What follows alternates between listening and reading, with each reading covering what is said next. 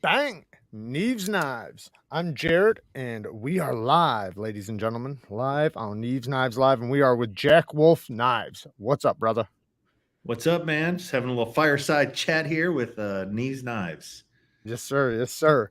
So, you got most of the chat. I'm sure you guys seen recently. I had a slip joint on my channel by Jack Wolf Knives, so he has some knives coming. I do have a bunch of questions about that and a bunch of other stuff. I didn't write much down. I figured I would just shoot the shit with you and see where it goes. Um, so one question I do want to ask, because you have the first one coming, which is the clip point. When do you think the other versions will be coming? Right. So there's some things I can tell you, some things I won't tell you. What I will Okay. tell you is that my release schedule is more or less monthly. So, of course, that depends on the performance of the manufacturer, but the way I set the program up, I should be doing monthly drops. Okay. Each month, I'm going to roll out a different model. So, month one is the Sharpshooter Jack. Month two, which isn't that far away, will be a different model altogether. I'm not Okay. releasing the list. I'm not releasing the order because I like there to be a little bit of anticipation, you Of know. course. Of course. But I will give about a 3-week heads up Of which before the model? drop date. Yes. So that if someone wants it, they got a few weeks to kind of get their finances together or whatever, you know. Absolutely. That's a good idea. So if Um, everything goes according to plan, different models coming out every month.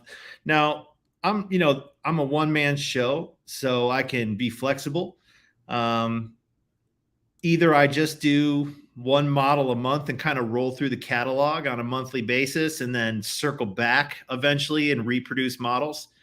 Or if there's like a really strong demand for, let's just say the sharpshooter is really popular, right? And it sells out and, it might be 12, 13, 14 months before I make it again if I just do one model a month out of the catalog. So maybe down the road, somewhere in between, I do a second run of that.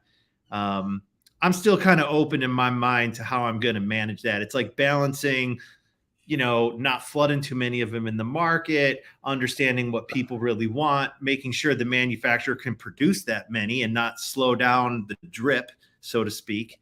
So yeah, some question marks there, even in my own mind, but the commitment here is right now to be doing a model every month. right. So do you personally have a favorite one, or Man, I get asked that a lot. I I struggle bet you with that do. answer because I really designed here out of the gate all my favorite slip joint patterns, Right. ones that I I really hear like. you, man, because I'm the same way. Like I have different preferences for different things. So I think the one I probably gravitate to the most is the one you have on the screen there, the little right bro. right now. Yeah. And that's probably because, I'm a Great Eastern cutlery collector and I have Gotcha. their number 15 pattern, which, I'll just take a tangent for a second. Like when I say the word pattern in slip joint lingo, pattern means the handle shape. Oh, really? So Okay. right. So Didn't when we know that. talk about a pattern, yeah, like that's a slip joint lingo. Pattern means like the shape of the handle. It doesn't have anything to do with the blade profile. It doesn't have anything to do with if it has one or two blades. It doesn't have anything to do with whether there's a top and a bottom bolster or one or the other. It just has to do with the shape of the handle. So Great Eastern Cutlery number 15, that's the pattern number, but it's that shape. That shape, you'll hear it referred to as a sleeve board or Okay. a boy's knife. Gotcha. And so a boy's knife is like a sleeve board shape, 3.5 inches closed. Now you can take that handle shape and you can do a bunch with it. You can do clip point blade, you can do spear point blade, you can do sheep's foot blade, you could do Warncliffe blade. You don't see too much in that handle shape, but you could do single blades, you could do double blade. So I like that small, compact slip joint. It can go in the fifth pocket of your jeans. You kind of forget you're carrying it, but like it really will do about 95% of what you need your knife to do, depending on your lifestyle.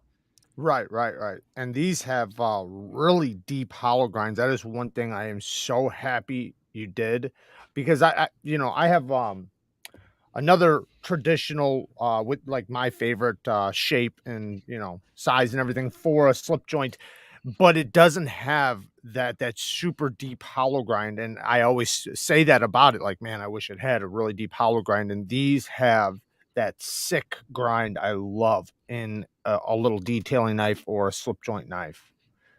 For sure. It's like these knives are not for prying. These knives are not for stabbing.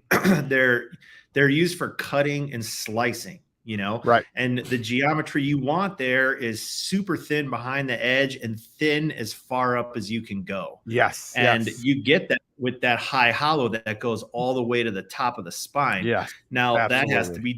has to be done by hand. There's really no other way to do that. And Right. so that's reflected in the price of these knives is a lot of the work in these knives is done by hand. But that was super important to me when I designed these was that I wanted like thicker blade stock than you get from my competitions, but from my competition, but I wanted that like sick cutting geometry. And where you'll find that is in really high-end custom slip joints. So that's a feature that was like had to be for me was sick hollow grind, thicker blade stock. Yeah. That thicker blade stock is like means it's stronger in the pivot. It means the spring is thicker, so you have a little more meat in the hand. It's just a more substantial knife. Yeah. Right. I know my favorite, I know you probably heard it in the video. I said my favorite is the spear point blade. I love the spear point, and I seen that one that you have. You have like more of a, let me just go back to it really quick. There's the The low, K9, yeah, and then the the low low drag. drag.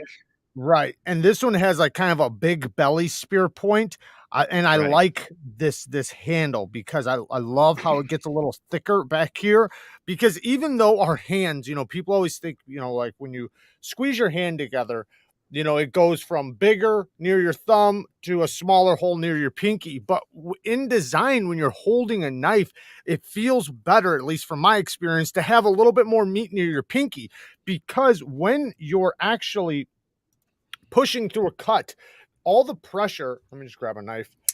When you're pushing, your knife goes like this in your hand because the pressure is going Mhm. towards the blade. So since it's going towards the blade, it does that. So your pinky is holding a lot of the leverage through the cut from stopping the knife from twisting.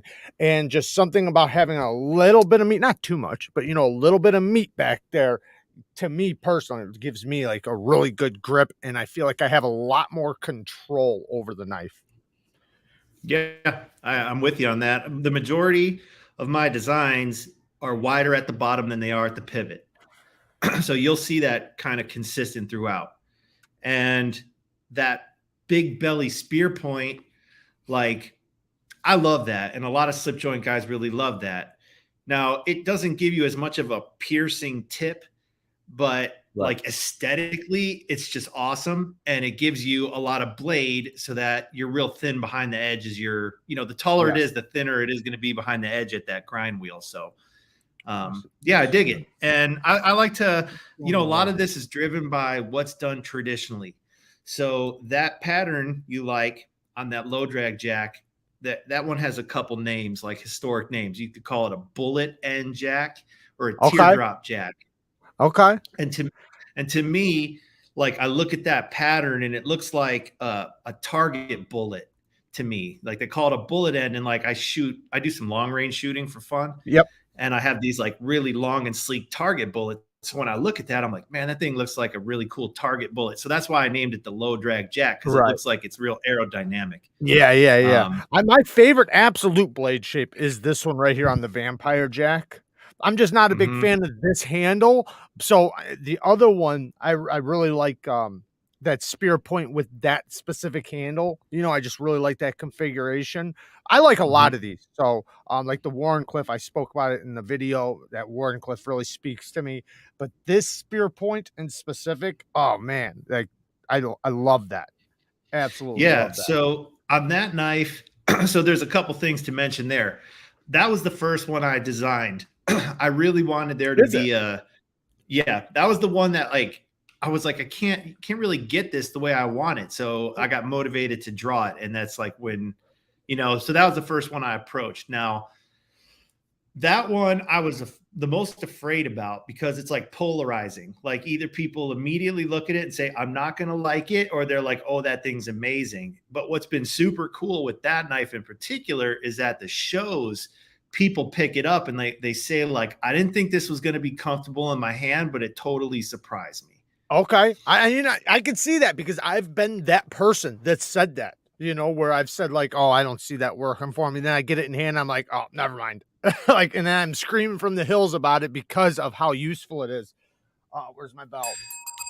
Mike Emler, thank you for the donation. Thank you for the 5 bounds. This message is to you. He says that he got your contact info from Blade West and he can't find it, so he's wanting you to contact him. I'll give him Yeah. your info. Yeah. Michael, just write me a DM on Instagram at the Jack Wolf Knives Instagram account. I'll get back to you promptly, dude. No problem. If you prefer to email me, support@jackwolfknives.com. Either way, you'll get me. All right. And then maybe one of the moderators can just link it, and then either way, if one of the moderators in here could link it so that other people can go and check out your site and your Instagram. So, really quick question, because I'm sure people are curious about this as well. Do you have any plans in the future to do any locking knives? Yes. So Okay. yes and yes. So there's a couple avenues I can go that way. Like traditionally on a traditional knife, the lock mechanism is a lock back or a back lock, right? So and my designs could easily not easily be, but more easily be converted to a lock back knife. Like think like a buck 110. Right. Right. Now that's not like a modern folder. No. So I'd have to decide kind of how I'm going to implement all this stuff. Like before I even approach any kind of locking knife, I've got some education that I got to do because I'm a slip joint guy, you Right. know, but I'm also a knife guy and I'm an obsessive personality type. So once I feel comfortable in my knowledge of all the geometry and how these designs work, dude, I definitely want to do some cool locking knives because That'd it's be Jack awesome. Wolf Knives. It's not Jack Right. Wolf slip Nice. joint. It's Jack Wolf Knives, guys. Fixed blades, locking knives. I mean, even maybe at some point I got a hatchet. Like we're gonna do some cool stuff. That'd be awesome. So do you think that because of, I guess, how easy it would be to make it a lockback, that would be your first idea, and then maybe down the line some liner locks, some maybe frame locks or something like that, or bolster I don't locks know. even? Because I'm not bolster lock would be obviously the most appropriate, I think, or I even a think so liner too. lock. Um, so I don't know. I think a lot of this I have to consider what people want That's true. because I don't design them just for me. I'm designing them for the market, but with my own interpretation and style. So I think what I'll try to do over the course of like the first year is really take people's temperature on what they want from me because I really care about what the community wants. And I'm happy to give you guys what you want, to a certain degree, of course. Right, right. Of course. Obviously, it has to be your style and, Right. I which mean, some within people your ask me for wheelhouse. stuff and I appreciate the feedback, but I don't see how I could fit it in with my brand, or I don't know how I Right. design it to compete with people who already do it better than I ever could, like stuff like that. I see what you're saying with that, but I wouldn't think like that, because there's a lot of competition, but your style, no matter what, I think, whatever you do it in, it'll still have your style. And even if there is a little bit of similarities with somebody else, maybe, people want it specifically from you, or, you could put your little twist on it. Um, because yeah, there is a lot of things that have already been done, but that I don't think that should slow anybody else down from doing, the same thing or something No, similar. But I agree. Frankly, there's nothing new, right? So it's like, they say there's nothing new under the sun. So, but I guess what I mean is like for example, when I started this project and mhm, I'm looking at what slip joints people can buy, I didn't want to try to come up with a product that was real similar to what Great Eastern Cutlery makes because number one, Right. frankly, it would almost be impossible. But number two, they do it so well. Uh-huh. Right. And then, so then I'm like, I started thinking about the modern traditional, and it's like Yeah. Lion Steel and the Italian brands make a lot of modern traditional knives, Mhm. and they have a different method of manufacturing than I do. And I can get into detail there if we want to elaborate, but and they're at a certain price point.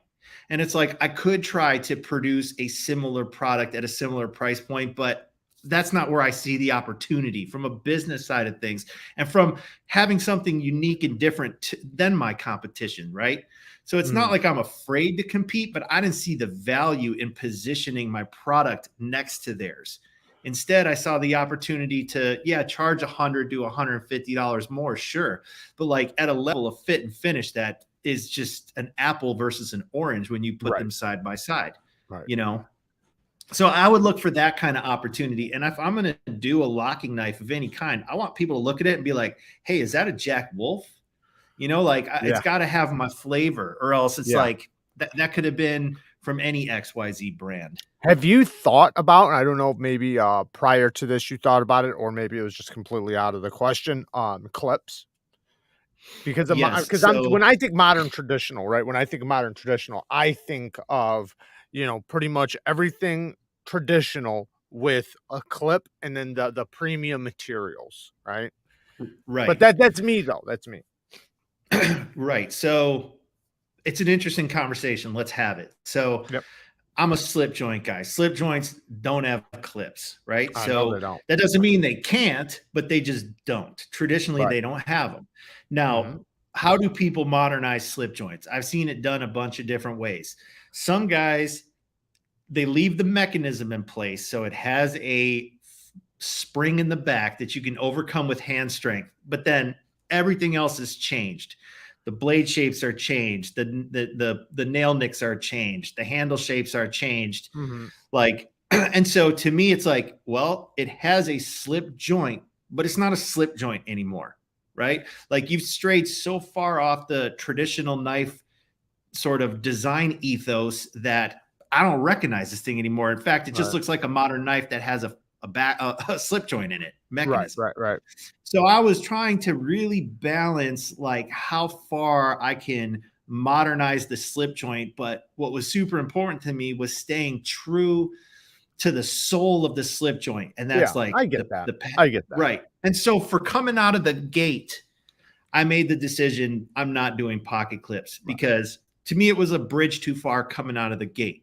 Now, that being right. said, part of the fun in my business model is like having collectability. Collectability is driven by variation.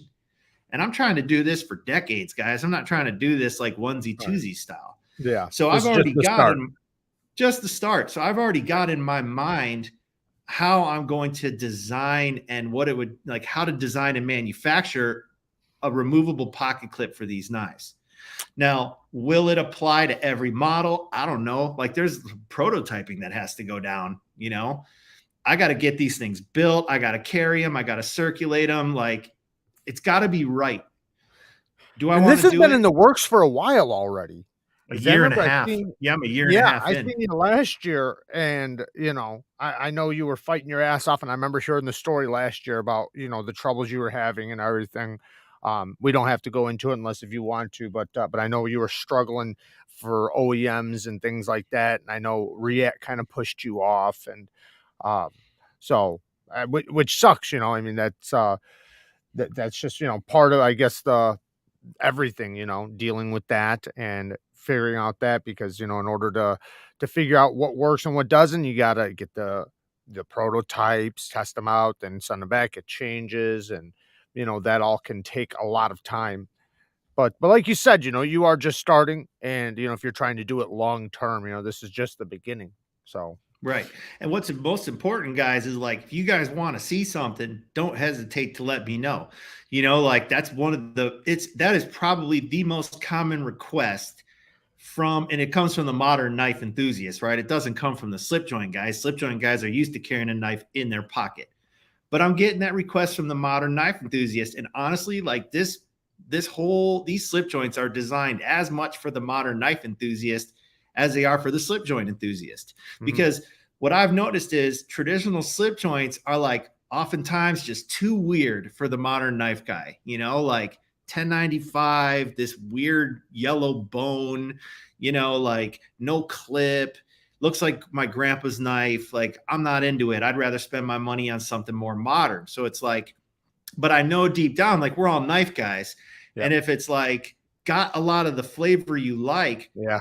then maybe you'll give it a chance. And That's that's how been the I am with coolest it. part. I'm not even a slip joint guy, but damn it, it's got, like, so many things that I love in a knife that, it just speaks to me. And that's one thing I loved about them. Like, in last year when I seen them, like, just looking at them, I went directly to your page, like, because they just spoke to me.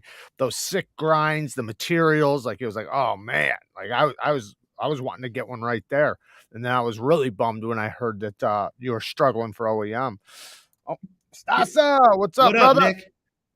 Yeah, the OEM thing, it was a setback that cost me about, we'll talk about his question here in a minute. Okay, no, It go ahead, was a go ahead. I'll setback leave it that up. cost me about 6 or 7 months, like, and substantial reinvestment in prototypes.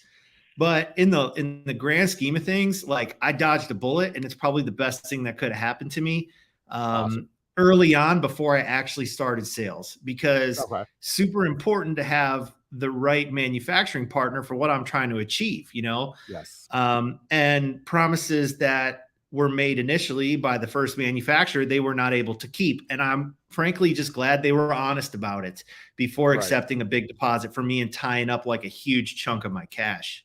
Yeah. Yeah, and you don't want them to make a liar out of you on drop times and everything else, so Exactly.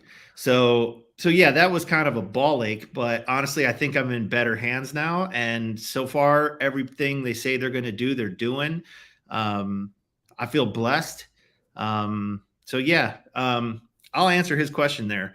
So yep. K390. So this is probably one of the other requests I get, not as much as the pocket clip request, because this request comes from the slip joint dudes that want their steel to take a patina, Mhm. right? And K390 would be the logical choice. And Yep. the performance of K390 is dope.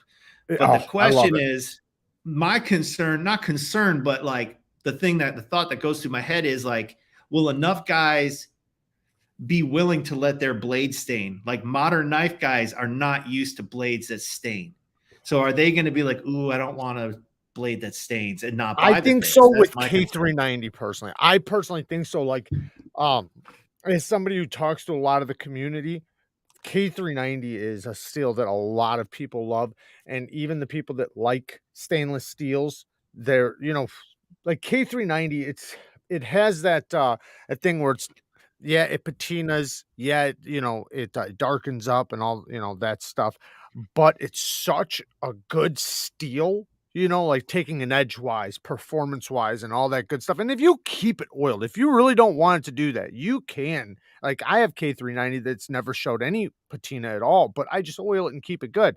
But if I wanted to let it go, I could. So, but I honestly think people would. I think K3, because K390, I think, especially right now, I think it's very popular. 10V, K390, very, very popular amongst the people that like the modern steels and modern, Right. stuff. That's the one I would consider doing. I would probably roll it out as a test on one model run that I like. Maybe, let's say, a certain model is really popular, so I know people are willing to buy it because they like the model.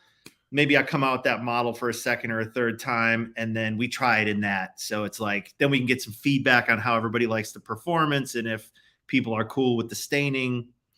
But yeah, I mean, I appreciate the question. I appreciate the suggestion, because the more I hear about that stuff from you guys, the more confidence I get to try that kind of stuff. Yeah, I think that, and one other thing that I think would make it popular too is that I've never seen it. I mean, I've never seen steels like that on any type of traditionals, modern traditionals, or I think the only thing that I've seen besides, like the carbon steels and stuff is, if we're talking about super steels or anything, is M390. So Right. I think that would be amazing to see a steel like that, because I personally like it even better than M390. It's such a performance steel, And, I say it all the time, like, when it comes to edges, K390 takes such a ridiculous sharp edge. But, just like anything, it depends on how it's done. I appreciate that. So, yeah, I mean, that's the first steel on the top of my mind for if I were to, use a different dirty. He likes it dirty. Oh, you guys have an interesting relationship. I got a Lion Steel Mito in K390 black coin. Oh, no shit. So they Um, coated it black, see, because they were I afraid never seen that. I never of the seen that. thing, Yeah, staining and them having problems. That's why. and you And they're could not do even that too. problems. It's customer service complaints, but they're not problems. No, It's they're not. supposed to stain. What's up, Brandon? Yeah, no, and that is the thing that, with steels like that, if you don't want it, then you gotta take extra care of it. It's really not a problem. It's just that's the way it goes. And with Right. anything, you should know what you have and how to maintain it or how to let it, patina the way you want. Um, I'll send I it to you, saw a Jared. Awesome, bro. question. Thank you. I saw a question. I'm gonna answer it real quick. It was from Mike Jernak. He said, "Why Okay. is fat carbon only on the sharpshooter?" So, Mike, the answer to that question is when you look at my website, all the photography besides the sharpshooter is prototype photography. When I bought prototypes, I just bought one in each of the three micarta colors. But production runs will have four variations, the three micarta colors and an altering color of fat carbon. Nice. So when things are Good to going to know. get made, you'll be able to get fat carbon in every model, and it won't always be dark matter blue. Like next month, next knife comes out, totally different fat carbon. Nice, nice. Stas is asking about possibly some Magna Cut. MagnaCut is amazing. Like, Mm, so, just FYI for you guys, I'm working hard and I have been for a while on a made in the USA product. Now, that's a hell of a lot harder to accomplish than a product from a Chinese OEM because of the manufacturing infrastructure that exists over there that's basically set up to kind of serve my type of project. It can be certainly be done in the USA, but it's taken me some time to find the right partners. I tell you that because I would do like that project in a Magna Cut, like that's one of the steels I would consider for that project. So, not saying I wouldn't use it for the Chinese knives, but I kind of want to keep that in my back pocket for the USA knife because it's a USA made steel, if that makes right, sense. right, for sure. Um, I seen purple. That's cool. Trying to get some of these thoughts on the ZT0456 CTS 204P. Um, I don't know. ZT does good work. I'm not too happy with what they've done the last year or so, but they got incredible knives. The 204P they were running it soft there for a while, so I guess it depends on when you got it. But they seem to be picking it up though. The last bunch I've sharpened, we're doing okay. Stas says if you want a high quality slip joint that is a super slicer by a super good guy, then on the 15th, grab yourself a Jack Wolf Sharpshooter Jack. Absolutely. Yeah, I man. appreciate that. Those grinds, man, they're so sick. And you don't see that too often, the full hollow. That's what I love about it. And I think even, I've always talked about it. Like I love full hollow grinds. They just speak to me. So I know you said, They'll sharpen really nice too, right? Like over oh, time. Like that thing is yeah, thin behind the yeah, edge, way up there. So yeah, you're gonna get that performance to continue over time. Like always, I don't know if always. everybody knows that about those hollow grinds, is like not only are they thin behind the edge, but they give you longer sharpening life versus just a flat grind, which is a V. And they sharpen so much easier because they're so thin. You can sharpen them really fast. You Right. could you could have a super steel and sharpen it in the field because it's so thin. You can sharpen it super quick, and like you said, yeah, you could have years of life on your edge, and it's still cutting with the same performance because it's still basically the same thinness behind the edge. Exactly. So I know you said that the one with that clip point was your favorite, but you spoke about the handle. Is that your favorite blade shape? That type of clip point? That's a tough one for me, honestly, because I don't know. I think I like spear points. I like Warncliffs. I don't have a favorite blade shape. To me, it's Okay. like that's where I think if I sharpen my own knives, I'd probably just like the straight edges. But I'm like really spoiled. Like one of my best friends, his name's Corey Dunlap. I'm gonna drop his name here. He's Yeah. a master sharpener. He's sharpened over 100,000 knives professionally over the last Nice. decade. Nice. So that dude is like, he's too humble to admit it, but he's one of the best knife sharpeners in the world. And he and I actually share a shop space now. He just started full time, full of professional sharpening on his own, and also I'd he's like to a compete against him one day. oh dude, he'll blow you away. I'm You sorry to think say it. so? You Man, think this guy will so? like you got to understand. He worked in this place as a full time sharpener, and like it's a place that sells high end culinary knives. So like in season, there'd be like hundreds of knives, and he'd Yeah. sharpen them all day. Like Yeah. that Well, dude is that's what I sharpened. do right now. That's what I do You right now. do? I run a sharpening service. I've been I got to get him on your show, dude, yeah. because you guys could nerd out on that stuff. Yeah, But I and run a Jared, if you don't freehand sharpening service now. So I go through a lot of knives a day. Like even right now, I probably have 40 knives in right now for sharpening. Um, but I'll be humble. I mean, it sounds like a badass dude. Sounds like he knows what he's doing. I'd love to see his work. he's also a bladesmith, so he, Okay. forges Oh fixed yeah, blades and he's definitely stuff. got that on me. Shit, I don't do that. And I don't, he's the first one to admit it's not a competition on sharpening knives, but like we talk about it a lot because we share the shop space together. And it's like Yeah, one thing to be able to make a knife sharp, but can you do like a lot of them really fast? Because a yeah. commercial sharpener has to be able to do that. That's a Well, whole I different skill freehand. set. Yeah, so does he. He uses Oh, okay, okay, waterstones. okay. When you Yeah. said speed and like commercial, I was thinking maybe belts. So No. that's awesome. For some of the commercial businesses in town who bring in like huge buckets of really cheap knives, like they would do belt sharpening for those guys at a lower price. But no, Of course. Yeah, he does everything on stones freehand. yeah. That's awesome. That's The I only do reason I do I run a service where I offer different stuff. Like I have a fixed angle system. I do offer a belt, but most of the requests are freehand. that's But I cool. I do didn't even also know a that. lot on fixed angle because there's just times I couldn't keep up doing it all freehand because like it'll wear you out after a while. There's only so many you can do in a row freehand before you're starting to get a lot of hand fatigue. Right. Yeah. Well, I got to get you guys in contact because, now that I know that you do, I didn't know you did that professionally. I thought you just did it as a hobby. I was like, there's no way anybody can out sharpen him who's a hobbyist sharpener. But if you're doing it professionally, you guys should really chat. I'll hook you Yeah, up I'd with him. love that.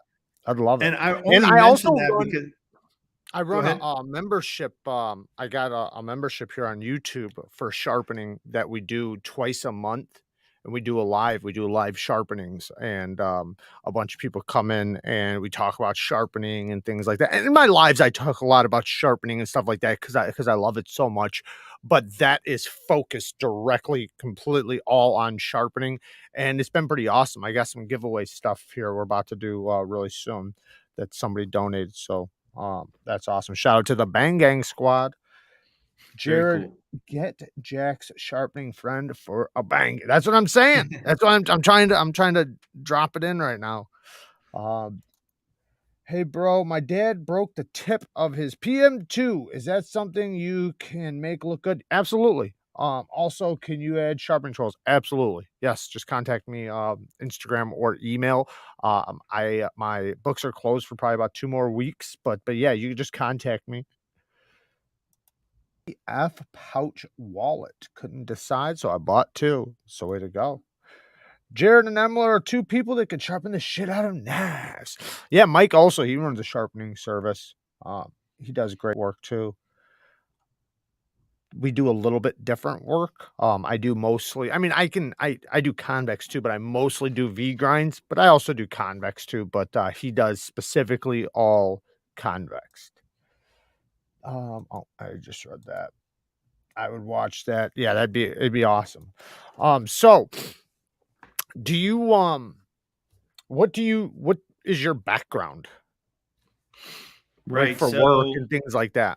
sure. Well, gosh, where do I begin? I was born in a cool fall day in 1980. No, so I was I, I was born in 1980 in the Detroit, Michigan area. It's where I grew up. I'm 86, Moved so right on. So yeah, so I grew up out there. I moved to Arizona to go to Arizona State University, 1999, and I've been here ever since. Um, when I was in high school, I had a teacher that I really got along with. Most of the other ones I didn't, but this guy was like the man, and he taught drafting classes and CAD classes. okay. And that was like something we had in our high school because in Detroit, like you got the auto industry. So there's the high schools will teach like these really cool technical skills to get kids kind of up and running for the auto industry. That's awesome.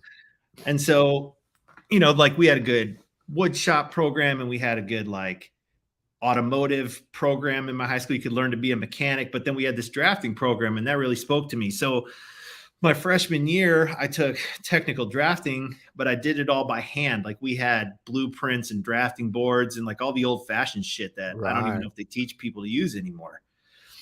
And so I learned about drafting. And then the subsequent years of high school, he taught AutoCAD. And this is back when AutoCAD was like on these like green computer screens. It was like still Yeah. really basic. But I took 3 years of CAD classes in high school, and that's where I learned how to construct drawings in CAD. So that's Nice. relevant to what I'm doing now. And Gotcha. then I started as an architecture student in college, so that's where I was going to apply that drafting knowledge. But I kind of realized that that was like singular, sort of like it's not very. It's not the right word. It's too focused on one thing, and I ended up switching majors to was like a development major where I learned how to develop real estate from like all these industry professionals. It was just another degree in the College of Architecture and Environmental Design. So I basically was learning how to develop real estate, and then after I graduated, I took a job as a construction superintendent, and I managed construction sites for Pulte Homes for a while. Moved to Washington State for a little bit with my buddy to help his father run his home building business on the coast. That was kind of cool. Came back to Phoenix a couple years later because the market was just booming, and worked for a land developer and built like these we were building really nice custom homes and developing subdivisions. So like buying land that was undeveloped, getting all the legal approvals and putting in the roads and the water lines and the sewer lines and like selling the lots to builders and stuff like that. So that's where a lot of my professional experiences is in like real estate development. Worked for this big land investment company for a while. But by then I'm like, let's see, it's probably about 2013. So at this point, I'm 33 years old and starting to get the itch to like be an entrepreneur because I'm getting kind of tired of working for people. Yeah. And so I had an opportunity to like totally pivot and started an internet marketing business with my friend because I've always been like a computer guy too. Like I've always Okay. been glued to a computer, you know? And so I applied some of the business skills I had learned, like, setting goals and having a plan and, having a vision and just like how to manage business taxes and entities and all this kind of stuff. So I was able to take some of that knowledge and we started running this internet marketing business, and that was really up and down. And so that kind of led me to an opportunity to work with my sisters who had started, they live in Denver. They started an Amazon based business where they had a couple different product lines they were selling on Amazon. And it wasn't about the product line more than it was about like how to use Amazon successfully as a business. Right. Right. I So, gotcha. so because I was doing internet marketing with my friend, we all did like a joint venture, the four of us. And then, long story short, some of those businesses did not succeed. I've had several projects not succeed, honestly. And, but the business I had going with my sisters has been successful, and it's been an up and down thing too. I'm not going to mention the brand. It's not really important just because Doesn't I matter. haven't discussed that with them. Yeah. Yeah. But nonetheless, it's a product based business. So from running that business, I've gotten the hang of like forecasting inventory, running production and the kind of do's and don'ts with managing the flow of inventory to service multiple locations, and the contracts you have with vendors, and just all the stuff of running a durable goods business. um, and so I've been doing that with them since 2014. And then when I turned 40 in 2020 is when I envisioned this business, because I really wanted something that was like, I was super passionate about, and that was like my own creative, pursuit, where the Amazon business was my sister's creative pursuit. And Right. that thing's kind of on like cruise control, and they live like different lives than me. Like, I'm married, I got 2 kids, like both of them are single. They don't have high bills. They don't really want the stress or of growth, where I'm like, I gotta be doing something. Yeah, I know what you mean. So and with their blessing, and everybody was cool with it. I'm like, I'm going to start this thing. I'll still, keep the ball moving on what we got going, but I'm going to start this thing. And they were cool with it. They're my family, they Of want me to be course, of happy. course. Right. So yeah, so I was able to kind of roll it all together with Jack Wolf Knives. It's like, I've got this CAD experience. I know how to draw in CAD. I know how to run a business. I know how to, you know, deal with everybody, and like, I have the vision, I have the plan. I just got to put it all together and see if it works. And here I am. So, I seen a thing, I didn't read too deep into it, but, about your grandfather, with the slip joints and stuff. You wanna, speak a little bit about that?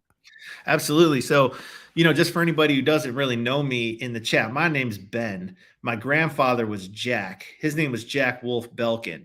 And when I was a kid, I always looked up to him, like it was my dad's dad. And he was a builder in Detroit. He's just a fucking hard ass. You know what I mean? And he was super Good cool. old I just boy. thought oh, dude, he was just rough as shit. Yeah, And yeah, you couldn't fuck with him.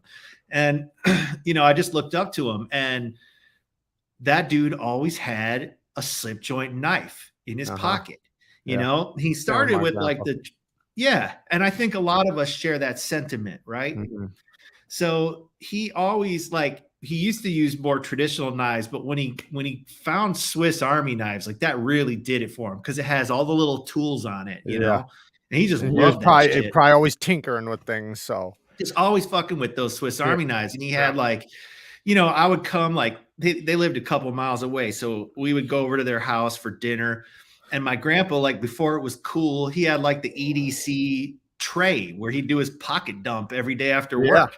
And he'd have his like gold, his ring, his wallet, and his knife. And yeah, as soon as yeah. I could like reach up on the dresser, I'm like snagging his knife and playing with it in the Right, closet, right. drop it in my pocket, forget it's there, Yeah. take it home.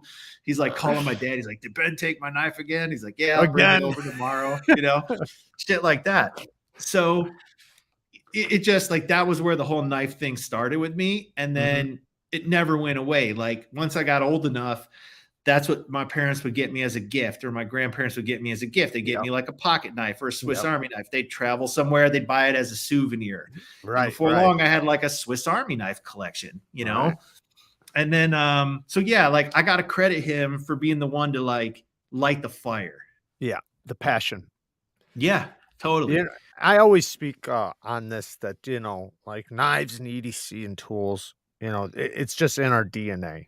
It's from the beginning of time. There's never been a time in history where one we've been able to survive without a knife, especially if you go as far as, kitchen cutlery, butchering, whatever, all that good stuff, right? We've always had knives, no matter what, and tools, pocket tools, whatever. And, speaking to like high-end stuff, and I'm talking about like hundreds of years ago and things like that. Depending on the quality of knife you had, it said a lot about where you were in society and, who you were as a man and things like that. And they'd get passed down. And, it was not only important, but a blessing to have a good tool, and I think it's just in our DNA to love and have a passion, at least for a lot of people, at least the people in the community. I think that they have that spark in them that, it's just in us to respect, love, and, be passionate about knives. And then a lot of us, we have it in our history with our parents and, grandfathers and things like that, that passed it down to us. But even their, grandparents and parents, just down the line, it's just been passed down. And I think also as men and women, we in the EDC community, we like to be prepared and to have the tools on us. Nobody wants to ask somebody else for their tool. You want to have one on you, and you want to be prepared for whatever situation you run into. And I think it was interesting, you talked about, your grandpa's pocket dump, because it's like the community, now, the pocket dump stuff, we're all passionate about it. If they only knew back then, or could be a part of the community, it's like they started it, Right. and Exactly. I love it. That's fascinating. What's going Yeah, on dude. with He that had only? I totally agree with everything you just said. Like the sentiment, I totally agree. It's in our DNA. Hey, It's mom. in our what's up, Sorry, that's my mom? mother. Nice to meet you. Shout out to my mom. Um, yeah, shout outs to moms. Shout outs to Um, moms.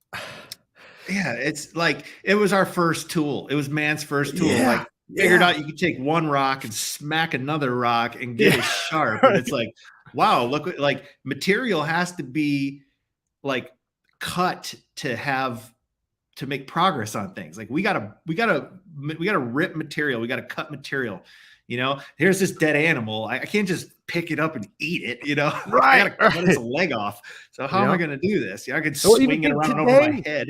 today with the iPhone and flat screens and all that, we still can't survive without a knife. If you're not doing the cutting, somebody's doing it for you. Do you know what Right. I mean? Like when it comes to the butchers and things like that, like, breads, whatever, you could just go across the board, construction, making things, somebody's doing it for you, and those things would not be accomplished without the knife. No. It's in our DNA. You can't we cannot go in a place and see a knife and not like look at the knife. You know what I mean? Right. Even if you just walked into someone's house and there was their chef's knife laying out, like you're gonna look at it and Yes. look at it. You're gonna look at that, but you might not look at their coffee maker. You're probably Yep. not gonna look at their toaster, but you are Yep. gonna look at that knife, you Yep. know? I get No in this doubt. conversation all the time, in the chat, the comments, and I got in one right before this, literally right before we went up. Somebody made a comment because I did a quick short on sharpening a high-end knife. It was a Koenigarius, and I just did a quick short on it, on sharpening a Koenigarius, and anyways, I sharpened it, and he left in the comments, about why anybody would need $1,000 knife, and he said something about, just get a firearm or something like that, and, I always respond the same way, and I did it in a humble way, but I'll just, sum it all up, that everybody always goes back to the firearm as if the knife has anything to do with the firearm. The knife is the tool you use for everything else that the firearm can't do. And I know people always boil it back to self-defense. So let's just bring it there really quick when really it's a tool, right? But let's bring it to the self-defense part. Self-defense is everything that where your life is at risk, and the majority of things, right, are not going to be a human, right, attacking you. It's going to be, you know things that possibly happen, whether it's car accidents, ropes, just things happen, right? Things happen, and even with other people and animals and things like that, and you're not going to bring out your firearm to shoot a rope that's maybe strangling something, or to cut the seatbelt off of you, or what, so many different things, right? There's so many different things, but it's like, I think it's crazy that people always relate self-defense always down to a human attacking you, and not thinking about what about the other 99% of things that are, life-threatening, that you might need a tool for. And I said that people in the EDC community, they've realized that that is the tool that they use 99% of the time, right? The firearm, God forbid, if you had to use it, it's going to be used for one thing. A knife Correct. is used for so many things. And, yeah, and that was just kinda like what I summed it up to him, like that, you if your knife, not saying you have to spend $1,000 on a knife, I'm not saying that, but to have a good quality tool when you use it, the majority of the time over the firearm, and I'm not saying that I have a good firearm or, whatever, but I think people realize how much when they have a knife and they carry it, they use it so much that they realize, like, I should have a good quality one because I use it so much. It's such a function. Sure. Knives are Absolutely. Like versatile. carrying a firearm is it's a tool designed for one purpose. It's got a Right, single purpose, which is right, to, if someone's trying to take your life from you, it allows you to stop that from happening. That's its right. only purpose, right? That's More or it, less. Other that's it. than there might be some nuance there, but that's the idea. I know what you mean, yeah. A knife Hunting, is that's the other thing. right, right. I guess in the context of self-defense, like if you got guys coming at you, you can brandish it legally to try to get someone out of your face, you know. But like It's but true, in all Matt. intents and purposes, like you're not going to bring that thing out unless like situation gets extreme, like 10 out of 10. This situation is a 10 out of 10. Like this gun's coming out. But with a knife, it's a tool with a lot more Absolutely. uses, right? Yeah, So I agree with you. You can't just be like, well, why have the knife when you can have a gun? It's like right. that's not That even a doesn't even logical make sense. conversation. It doesn't make Right. sense. Doesn't make What I sense. would say too, and I want to add to that the thought process. So like when someone says, well, why would you need $1,000 knife? It's like I, it's not the word need, right? The need is not the appropriate word. It's R like I want $1,000 knife because I recognize the beauty of the art form, Yeah. because that thing has someone's heart and soul in it, Yep, because it makes me feel good to own it. Because yeah, you know what? If you got something that has a disposable razor blade and it cuts great, well, good for you. You yep. know, you can cut the rope, I can cut the rope. If that makes you happy, good for you. This makes me happy. And I Mhm, don't need any more justification whatsoever at all to own art that makes me feel good, mhm. right? It's like, why listen to music? There's no point in listening to music. I listen to music because I love music. You Right. know, it makes me feel Absolutely. good. Why Great point. read? Right. It's art, dude. And it's like, Yeah, art doesn't need a justification. This is just craft art. It's a different art form, but it's still yeah, art. In fact, it's like an art form I think dudes really relate to, because we like things, we like tools, we like things that are productive. And yeah. we've been embellishing our tools all the way back through history, And that right? And and like like you, I was saying, like, even in exactly, history, having the best quality tool you could possibly have, and then to be able to pass it down, right? Like, we love that thought of having something that's amazing, and it does, I'm not gonna say hierarchy or anything like that, but there's something about having one that's just superior, better quality, better all those things, especially when you're passionate about it. And in history, would you have wanted the janky sword that was probably gonna break in a battlefield? Or would you have wanted the superior one, the one that obviously would be the battle tested, sword or right, knife, dagger, whatever? right. And I think we got to be honest with ourselves. Like, you could justify all day paying $1,000 for a knife, but like realistically, you could probably pay 200 for the exact same level of performance. Yeah, But you are not, depending on the individual, you're not going to get the same level of emotional satisfaction the passion, out of yeah. that $200 knife, because it doesn't Mhm. have the embellishments, it doesn't have Yep, the style, it doesn't have the precision of that $1,000 knife. And it's okay yep, to buy something and spend the money because you like it. That's why you work your ass off to yep. afford things like that. Why would anybody buy jeans that are, not from Walmart? Why would anybody buy an $80,000 So car? true, Like, so it's true. all the same Or shit. Red Wing boots or something like that, Right. just Right. do you know that the blood, sweat, and tears went into it? There was a little bit more of handwork done to it, and there is something that does something to whatever object it is when humans were involved in it. And I'm not saying like the machine ones that there's not something to those too, but when there's also some hand finishing work and a little bit more passion and blood, sweat, and tears into it, that definitely has a price too. It does. We are human beings are emotional creatures, right? Like, it's okay for us to acknowledge that we get emotional satisfaction out of this thing. Cause I think if we don't acknowledge that. Maybe we're not being totally honest, you know? And then someone looks at Right. us like, did you just rationalize buying $1,000 knife to me? You know? Yes, And I it's like, did. right. And like we Yes, could I have that did. conversation with each other all day, right? Because Yep. we all like really know we just love these things. Like we'll spend so much Absolutely. time, you know, and it's Absolutely. passion driven. It's okay to be passionate about something. It's okay to appreciate the art form.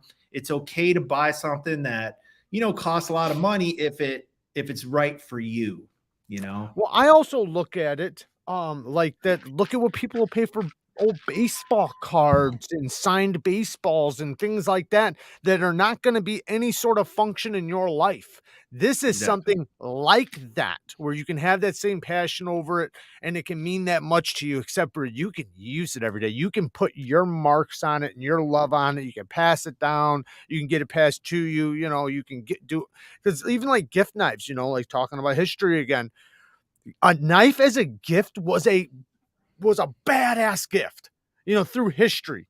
You know, you were honored to get a knife as a gift in history, you know, kind of like, you know, a horse, right? Like being given a horse, like, you know, kind of like that. Don't look the gift horse in the mouth, you know, because even an older horse is still going to be of value to you, you know, back in the day and through farming and working and things like that. It still has some worth. And, that was an amazing gift, and I think a knife even better. Let me hit this super chat really quick. Joseph, thank you for the 5 bones. What's up, guys? Jared, great stream. Ben, those slip joints are sick looking. Well done. Thank you, Absolutely. brother. Um, Gotta run, fellas. Later, Jason. Been a great live so far. Thanks, Jared. Always glad to see you, Ben. I'm very happy the ball is rolling smoothly now, brother. Take care. Love you guys. Love you too, brother. Take it Yep, easy, Jason, man. I'm a Thanks for huge coming. fan of his. He's a great dude. Not only that, but most things you get what you pay for. That's true. That's true. But I mean, I do think that to some extent, you know, there's a limit of where you're going to get the functionality out of it. And then, you know, then after that, it is the passion for it and possibly, you know, you're paying for the name and things like that. But there's nothing wrong with that. There's nothing. And then sometimes it's just that you see it and you're like, that's my style. And what would you pay to have your style? That thing that speaks to you. It depends on what you value. It depends on how you want to spend. You earned your money. It's your right to spend it however the fuck you want. And without someone telling you whether you made a good decision or not, that's up for you to decide, right? If you value performance for the dollar, then 100% what you said is right. There is a diminishing return at a certain point, right? Where like things are getting more and more expensive for less and less Yep. performance. Yep. But if you value like craftsmanship or rarity or like fine materials or whatever it is, like then that's where you want to invest your money for your own sense of Yes. satisfaction. Like I would never recommend to someone buy it like an art knife that doesn't perform, right? You Right. want your Right. Right. tool, it's still a tool. I will never say it's not a tool. It's functional art. That's kind of Yes. what I'm trying to say. Kind of like a So if Rolex even, right? You know, a Rolex, you know, is it any better than the Timex? No, not really. You know, it's still gonna tell the arguably, time, it's but worse because a quartz watch keeps better time than a mechanical watch. So right. a $20 Casio keeps better time than an $80,000 Rolex. It's not about how accurate of a timekeeping instrument Right. it is. I'm You know, okay that's losing not a what it's few about. seconds. Right. Right. My Like I can Nick deal with that. my Nick's Boots video, I get a lot of great and appreciative comments because it's one of the only ones on YouTube showing how the boots look on you. Nice, nice.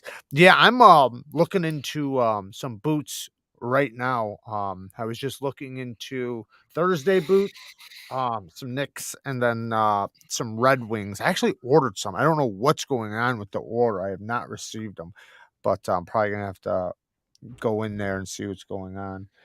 Um, Yeah. And for the chat, people are my talking girl about the says the watch. same Like, things about her fashion. Hey, guys got it too. Guys got it too. Ours are just different. Ours, I right. think our fashion and things like that are more on the functional sense, while a female's is more on the beauty, you know, sense.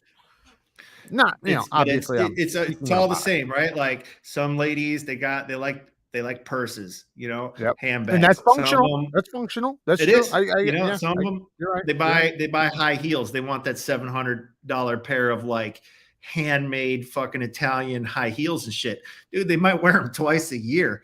But like, who are we to buy $1,000 knife and then say, why the fuck are you buying a $700 pair of shoes? You know, Nope, like you're that's just I'm being an not doing asshole if that. that's your position. Right. So, we just got to recognize the truth in the matter. And I think we'll all be better for it. What you gotta do is you gotta get them to carry a knife. You get them to carry a knife, get them passionate about a knife. My wife, man, she carries one every day and she beats the shit out of them.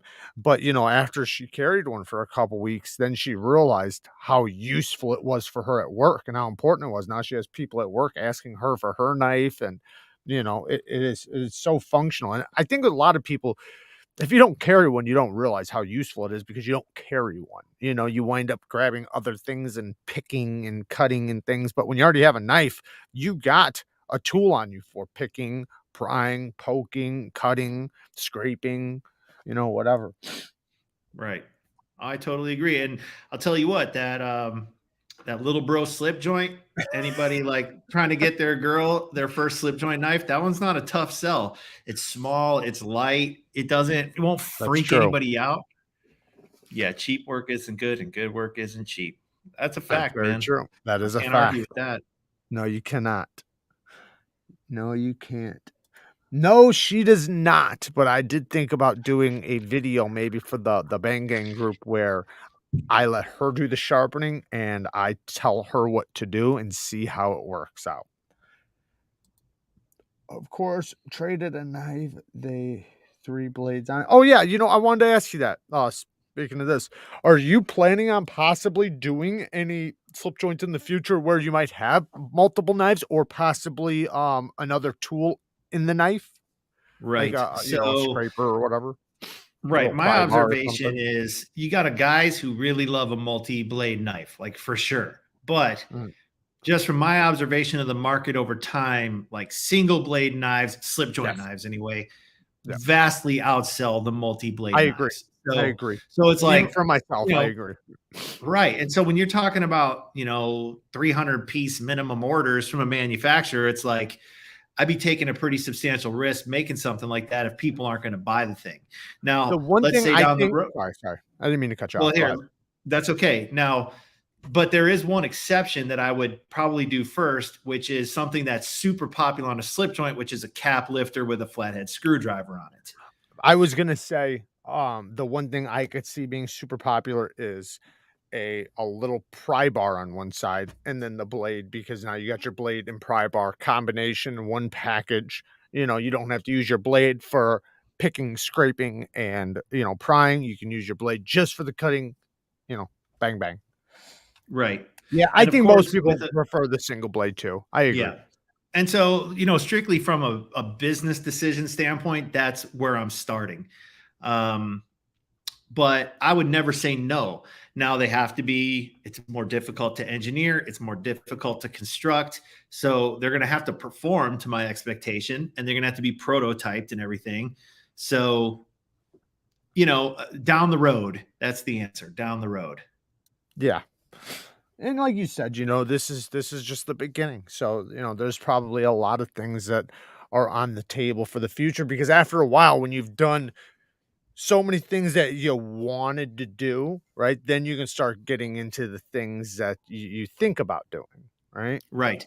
Yeah. If I can afford to make something that doesn't sell quickly, or well at all, like you can afford to, eat a shit sandwich every once in a But while yeah, you once you play can around a afford to little do bit. that. Yeah. Right. But like coming out of the gate, man, it's like there ain't a lot of room for something like that. So I didn't know about the MKM, but I wouldn't doubt it. Italian company, MKM Knives. Pocket pry bars are a big thing right now. Even the hand tool companies are producing them for EDC. Yeah, I agree. They are. They definitely are. And we seen Ask Knives by Medford. He's doing, one with I'm not sure the tools, but he's gonna do it where you can get different tools in the future. So it'll be like a little um, I guess it's a slip joint, but it's like a little multi-tool, kind of like a Victorinox, but from him. And you'll be able, like, if you're a lineman, you'll have these tools. If you're this, type of career, you'll have these tools, and he wants to be able to make it to where it's gonna carry different tools or the tools that you want in yours in the future. I thought that was pretty cool. Yeah, I actually know that. So he's in Phoenix. I've been to his shop multiple times. Yeah. Because I was talking He's to him opening up about a doing new an one, right? He's he's starting a supposed to new be shop. expanding it. Yeah, he's maxed out in his space. I mean, his shop is Right. beautiful, man. Like I gotta Yeah. give the guy credit for having a beautiful Yeah. facility, but he's pretty much out of room, so he wants to expand into a much larger place. But I did have a chance to see several of those ASK prototypes. I actually gave him some design assistance on the slip joint geometry. So there's Nice. a little bit of just a small little amount of my DNA in those There things, you go. so it just makes me super humble for that opportunity. That's And awesome. yeah, it's cool. It's basically his version of a high-end modular Swiss Army knife. You could take it Yeah. apart. He's got like an M16 bolt scraper tool. He's Yeah, got like yeah, this. yeah. I think that's cool, man. That's Yeah, awesome. and he's got like a nail puller with like a chisel end. That's a really useful tool he designed. Yeah. Um, so I dig it, man. I dig that project. Seems logical. Says kukris can work as pry bars. Some of them are even insured for being used as one. Yeah, 'cause they're thick as shit. Hell yeah. I mean, I have a they're couple a of those. I like multi-tool them. in itself. Yeah, you That's could chop someone's head off, and you could yeah, split a coconut, and right. A little bit of everything. Hammer, whatever. you could shave with Um, it. they're sick. I wouldn't thought a small pry bar would a be a thing, but it is. Definitely a Yeah, well, I thing. think as long as you have leverage in your hand, like I agree that a longer pry bar is going to be better even as a mini pry bar. But like on the job site, I always had in my pouch a mini pry bar about this big, always, and it was used constantly. Constantly, constantly, constantly. So I see why, but I know what you're talking about. You're talking about the little guys, right? Right. I know they're not that useful, but some of them have a hole in it where you can like put something on the end and get a little bit more leverage. And then sometimes I think if you're just using it as like a scraping and picking tool, then it can be useful. But yeah, something that where you can get a grip is always going to be more beneficial than something where you're using your fingers. Yeah. Yeah, and some of those pry tools are actually multi tools. Like they have hex bit drivers on them, or like a 1/4 inch drive, and they have like screwdriver blades, like flathead screw blades. So Mhm. sometimes those things are more than meets the eye if you really take a look at them. Yeah. Do you know if there are replacement clips for the obnoxious clip on the SOG Terminus XR? I'm not sure, but I have no doubt that there's something out there. But that one tucks behind the scale. So I'm trying to think. There's a couple companies that do it the same way. I'm just not sure if they would fit perfectly, but I know there's some wire clips that work that way. You might have to just end up buying, another knife and trying it out. I'm not sure if something you can actually purchase or buy though. I'm not offhand at least. Custom EDC knives. Thank you for the 20 bones. Thank you, man. Thank you so much. Hey everyone, how's it going? Jared, thanks for the great video of my prototype knife, and thanks to everyone in the community for recommending the Manix 2 and Rex 45 badass knife.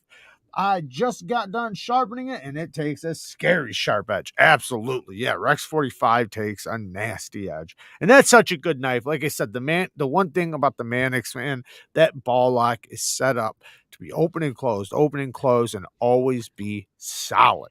You got to give that knife credit for how solid it is and how smooth it is for how solid it is. Jared, what's your opinion on ARRPM9? It's a good steel. It's a powdered steel. It's at first I liked it a lot, and then I started not liking it, but I think that was just them going through their phase of getting the recipe right. Now I think it's a great steel. It takes a good edge. You can put a polished edge on it. The polished edge, it takes a really good polished edge, and it lasts decently. But it does eventually start getting slick. But a lot of steels do that, but it still holds it pretty decently. It takes a really good medium grit edge as well. It's a good steel, great steel. Great. I guess you could call it a budget to low mid grade steel. It's somewhere. They say it's somewhere in between 9CR and D2. I would say it's a little closer to 9CR. So yeah, I would just say it's like a tougher 9CR because it's like a powdered version of 9CR in my opinion. And I know like that's difficult to say that when we're talking about steels because the littlest tiniest difference in a steel can make a huge difference in performance and sharpening and edges and everything. So I'm not saying it's 9CR. I'm saying that it's like a powdered, which would mean it's tougher, it holds a little bit better edge, a finer grained structure, things like that. Which, adding doing it in a powdered form, that increases toughness in a steel a lot. And in some cases, not all, but some, it can make the steel get slick and that one doesn't. So that's a good thing. And I'm not saying all, I'm just saying some do. And that one is not one of them. So that's a good thing. I've carried a multi-tool for years. Used to carry a Gerber, but upgraded to a Leatherman Surge. Heavy, but worth it. Yeah, a lot of people carry multi-tools. Tons of people carry multi-tools. Even Nick right here. I carry a multi-tool every day. Congrats, Jack. You've been killing it. Thank you, Thank you, Chris. Chris. Yeah, she loves it.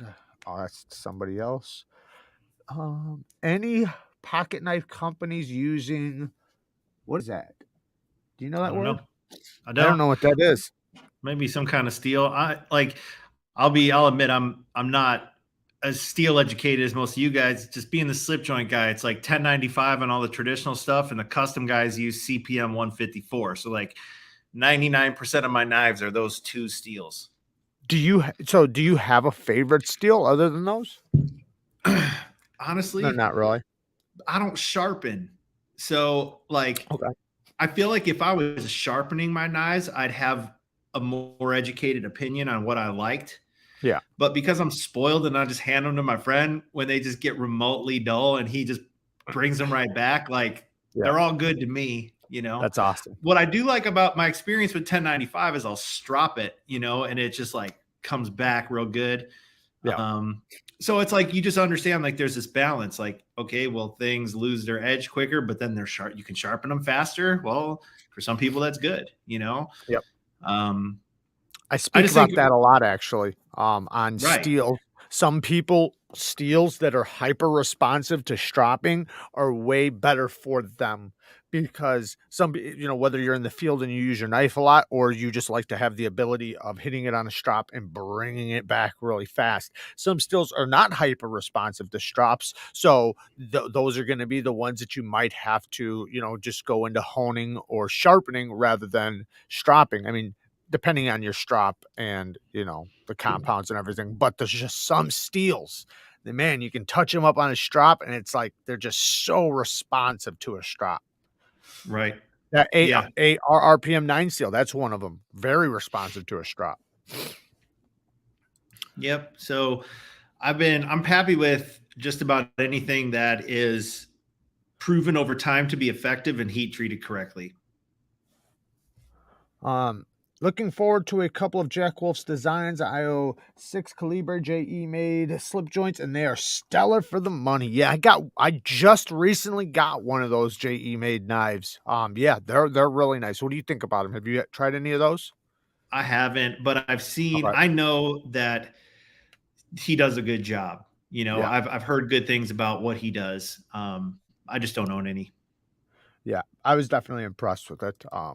And it's kind of similar to the modern traditionals, at least the ones Right. that I have. Remember, if you I've want seen Jared sharpening service, oh, thank you, Fiend. I do appreciate it, man. Yeah, there's my link to Instagram and my email. Thank you, Fiend. I appreciate it. Bro, I've been seeing Jack Wolf knives so much and I want one so bad. Well, you're in yes, luck. brother. You're in luck. I appreciate your support, man. Without guys like you supporting me, I couldn't do it. So I'm thankful for this community and humbled by everybody who's enthusiastic about what I'm doing. Thank you. Is This that a Shiro hat? Yeah. No, this is a Jack Wolf Knives hat. So Shiro's a bear. This is a wolf. Um, you can get a Richardson trucker hat with this logo at jackwolfknives.com. Dang. No seam. Wait, no seam, not the cleaver. Very sharp to trim and cut. I think they're having a 14C conversation would be about a great, and so I agree. I think 14C is great in just about everything, whether it's fixed blades, kitchen knives, slip joints, whatever. 14C I think is just a fantastic steel across the board. It originally came from AEBL, which was originally made for razor blades, which, so you could say that it was designed for cutlery purposes, period. But the beautiful thing about it is that it was designed to be heat treated on a conveyor belt. So it's super easy for companies on a mass production level to heat treat. So almost no company fucks up the heat treat. But some companies can do the heat treat really good if they try to bring up the HRC or whatever, like Civivi does a really good job with it. But yeah, fantastic steel. Tough steel, takes a really good edge, easy to sharpen, holds a good edge, takes whatever edge you want to put on it. It's a stainless. It has a lot of great qualities, and AEBL, it was designed to be, kind of like your knives, really thin. So 14C has the ability to have those super deep hollow grinds, which is really good. the way I look at it is like, dude, we're in like the golden age of steel right now. Like there is so many There are, amazing yes, choices. yes. Does it come down to performance or cost when deciding what steel to use? I don't think I understand your question exactly, Steve. For me, it was a little bit of a balance of both. M390 has proven to be just such a really good pocket knife steel, and so that's why I chose it. Also, you gotta, from a business standpoint, you want something that people are comfortable with and familiar with, and that has a good reputation. Sometimes a steel's reputation isn't necessarily consistent with its real world performance. That Like is so sometimes true. steels, right? So true. But I Yeah. wanted something that has a good reputation and the performance to back it up. So that's why I selected M390 to start. Yeah. We got 1095 is easy to work with. Yeah, a lot of companies also like to work with steels that are easy to work with, because then they can be more they can be more consistent, right? They can be guaranteed that all their knives are going to have good heat treats across the board. All their knives are going to be easy to grind, so they're going to be a lot more consistent, to what they're able to do with their tooling, etc. Sure. And also it's available, like some of That these yeah. Yeah. older recipes are made just in giant quantities, and it's a known commodity. So there's something Right. to say there too. Absolutely. Yeah, because we could speak about some of these crazy steals all day, but are you able to get it at the quantity you want? That's a lot of arguments for a lot of companies. They can't, it's like they would use blank steel, but they can't get it. Right. Especially, and then some steels, like if we're talking about like Van X and things like that, it's very expensive Right. and there's not a lot of it. So And when you're trying to run, you got a knife company, it's like there's a decent sized niche of people who understand that performance and are willing to pay for it. But then you got the guy who's the casual knife buyer. Like he looks at that, he's like, holy shit, why is that so expensive? It's like, oh, it's got this Van X steel. Guy's like, what the fuck is that? Like, I don't give a shit. Give me the one that's of the cheaper stuff. right. So I Yeah. just Yeah. wonder to what degree it makes sense. I think that's probably why Spyderco does sprint runs of the fancy shit and not Yeah, they large probably production can't get a lot batches. of it, yeah, and, Right, there's certain people that like it, certain people don't, but it does give them the ability. That's why I'm not mad at it. I know a lot of people get upset at those sprint runs. I don't give a shit. If you don't like it, don't buy it, right? But there right. are people out there that do like those exotic steels, and it gives them the ability to get it if they want. IEDC small tops, fixed blade, and 1095, great steel, but it does need to be stropped daily. But that's okay, as long as it's stroppable, which 1095 is, then it's not too bad. But it also depends on what you're doing with it.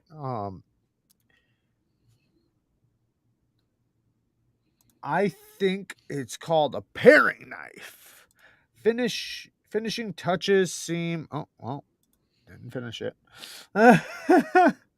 Yeah, sounds like a paring knife, small company's blade. I think they're having a conversation by Yeah, themselves, that's a assholes. sidebar. Hey, Jared. Hey, Jack. Hey, Bang Gang. Shout out to the Bang Gang squad. Oh, here's the hat right here, guys. Go if you guys are wanting to get that hat, which it is a badass hat, I have to say. Definitely go and check it out right there. Anyone a good recommendation for a World War One trench knife maker? Oh man, you know what? I can't think of who it was, but somebody was recommending somebody the other day because I had that really old Bowie knife on the channel the other day, and I can't remember for the life of me the guy that everybody was talking about, but he seemed like somebody that might be into that. Um, Breeze, hope these other moderators get this under control. I know. Why don't you set them straight, Breeze? Set them straight with the knuckles. Didn't Les George like make some trench knives with the knuckles? I Oh think I yeah, saw. I think there's some people out there that make the high end ones, like the real premium ones. Like I think even like Right. maybe even like Marfione might even make some Marfione custom ones. Probably, I know he makes like brass knuckles and shit like that. Um, I can't think of somebody like on I guess a production level. At least I can't, but I know there is. There's somebody out there for everything, guys. Everything. Maybe something I can't hang out. I'm out of town visiting a buddy and haven't seen him probably 5 years. All right, Breeze. Well, have fun and shout out to your buddy. Thanks for the answer. I was just wondering if one was more of a factor than the other, talking about the price over, I with would the say steel. performance is more of a factor over cost, considering I'm making a higher quality product. You know, like I wouldn't settle for a steel that was inconsistent with the total level of overall quality that I'm going for. And when you're talking about a knife, cutting performance is a huge part of the performance. So, yeah, I would say if you're asking me which is more of a factor, I would say performance over cost with this particular product. But if I was trying to make a product to meet I don't like to use the word budget, but a more affordable price point, then Yeah, that's when you might really be thinking about, okay, here's the cost. What are my options inside this cost window? And we can't afford to go with something nicer. So what's the compromise here to deliver it yeah, at this price? Yeah, right, right. Yeah, because money's always a factor. It's always something always, you have to consider. Always. Paul absolutely. Mill says, "What's up with Maximet? Seems nobody talks about it anymore." I think it's not easy for companies to work with. It is extremely difficult for companies to work with, so there's not a lot of companies working with it. And then it's not the best choice for everybody. One thing with Maximet, I think, from my perspective, in my opinion, it takes in a super aggressive edge. Now, the problem with it is that it gets slick. So it's known for holding a working edge for like forever, like such a long time, but it doesn't hold a fine edge. And a lot of people, especially in the EDC community, they like, especially me, I love a edge that holds a good fine edge, that really keen edge. And that's why a lot of people strop and stuff to get that fine edge back. But with Maximet, it doesn't hold that fine edge. It's like the fine edge goes away quick, but the working edge lasts forever. And in some cases, it gets slick, and people then that's why a lot of people put really aggressive edges on it, because if you put a super toothy edge on it, well, then it's going to have bite for much longer. But a lot of people don't want their knives slipping out of cuts and things like that, so they'll have to put a super toothy edge on it. But like I said, it's not easy for companies to work with. Think about the belts they have to go through, and then companies aren't able to heat treat it to its optimal range and things like that. So they just try not to. They just don't use it. They don't want to buy it. And plus, if the company doesn't want to have it be a loss for them if they can't work with it and they can't, do anything with it, because it is a very difficult steel. Why is CPM 3V so expansive? I don't think I don't think it is. I think it just depends on the company, because there are companies I mean, it depends on your budget, right? So what's your perspective of expensive? Because some people, might think some of the 3V, especially in 2022, is actually going for a steal. Um, depending on the company you're talking about.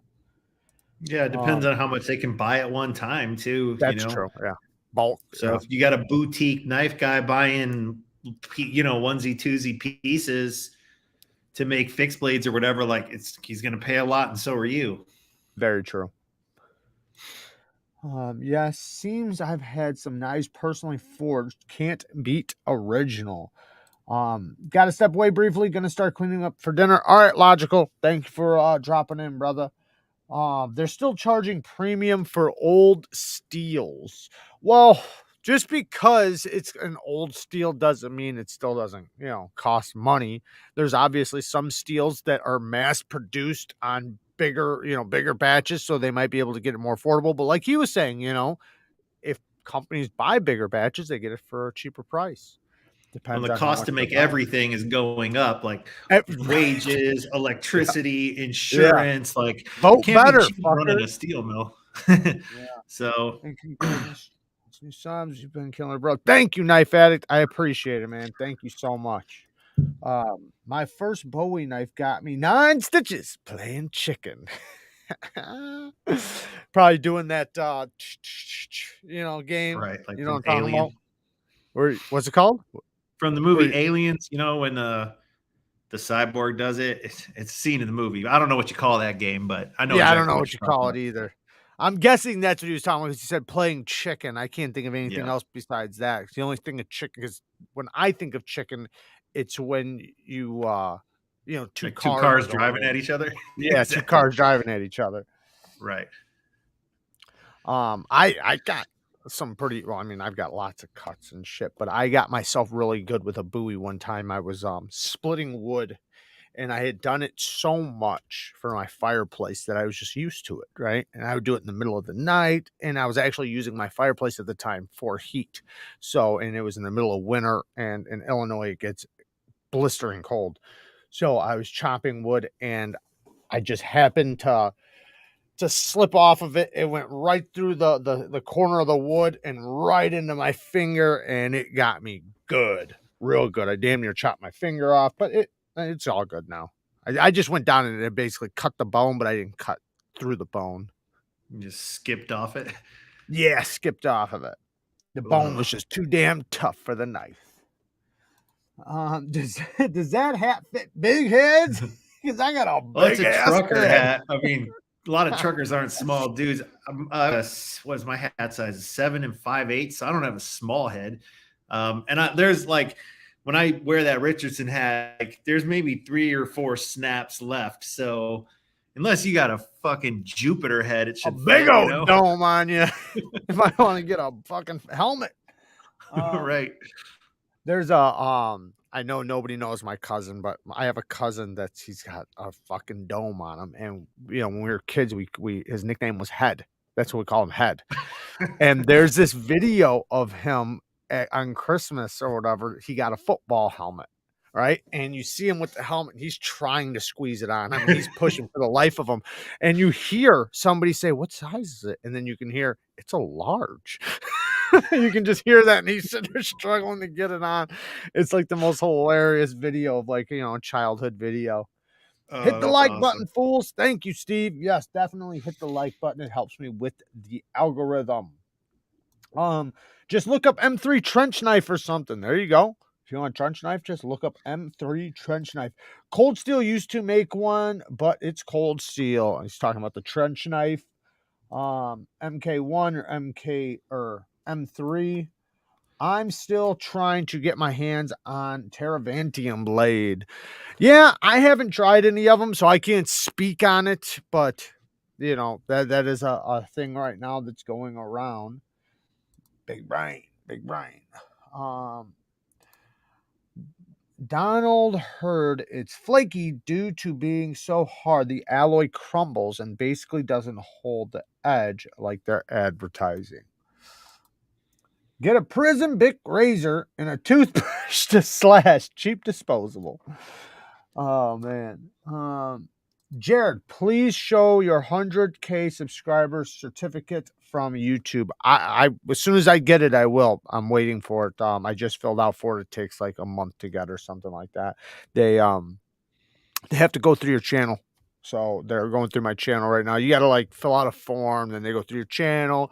They get back hold of you after a few weeks, and then you got to wait for them to ship it and everything else. But as soon as I get it, I will.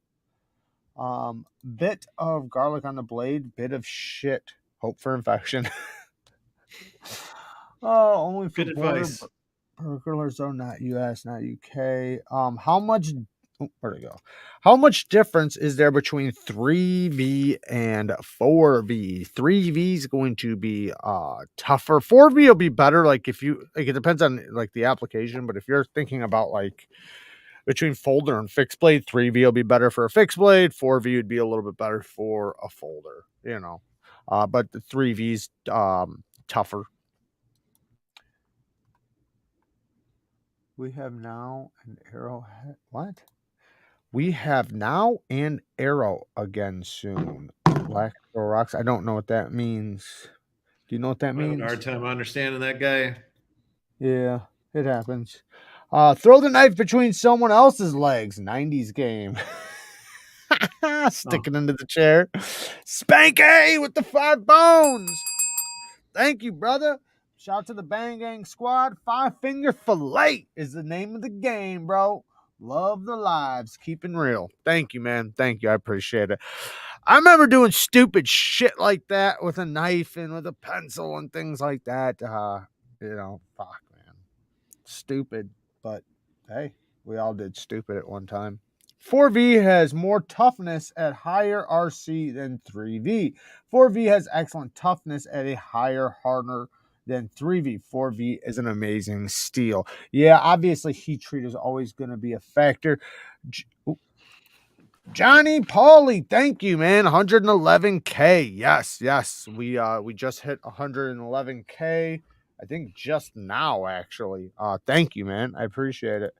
I have a Chris Reeve knife Sabenza with bog oak. Do you know what is best to clean or moisturize the wood? Do you know things about wood?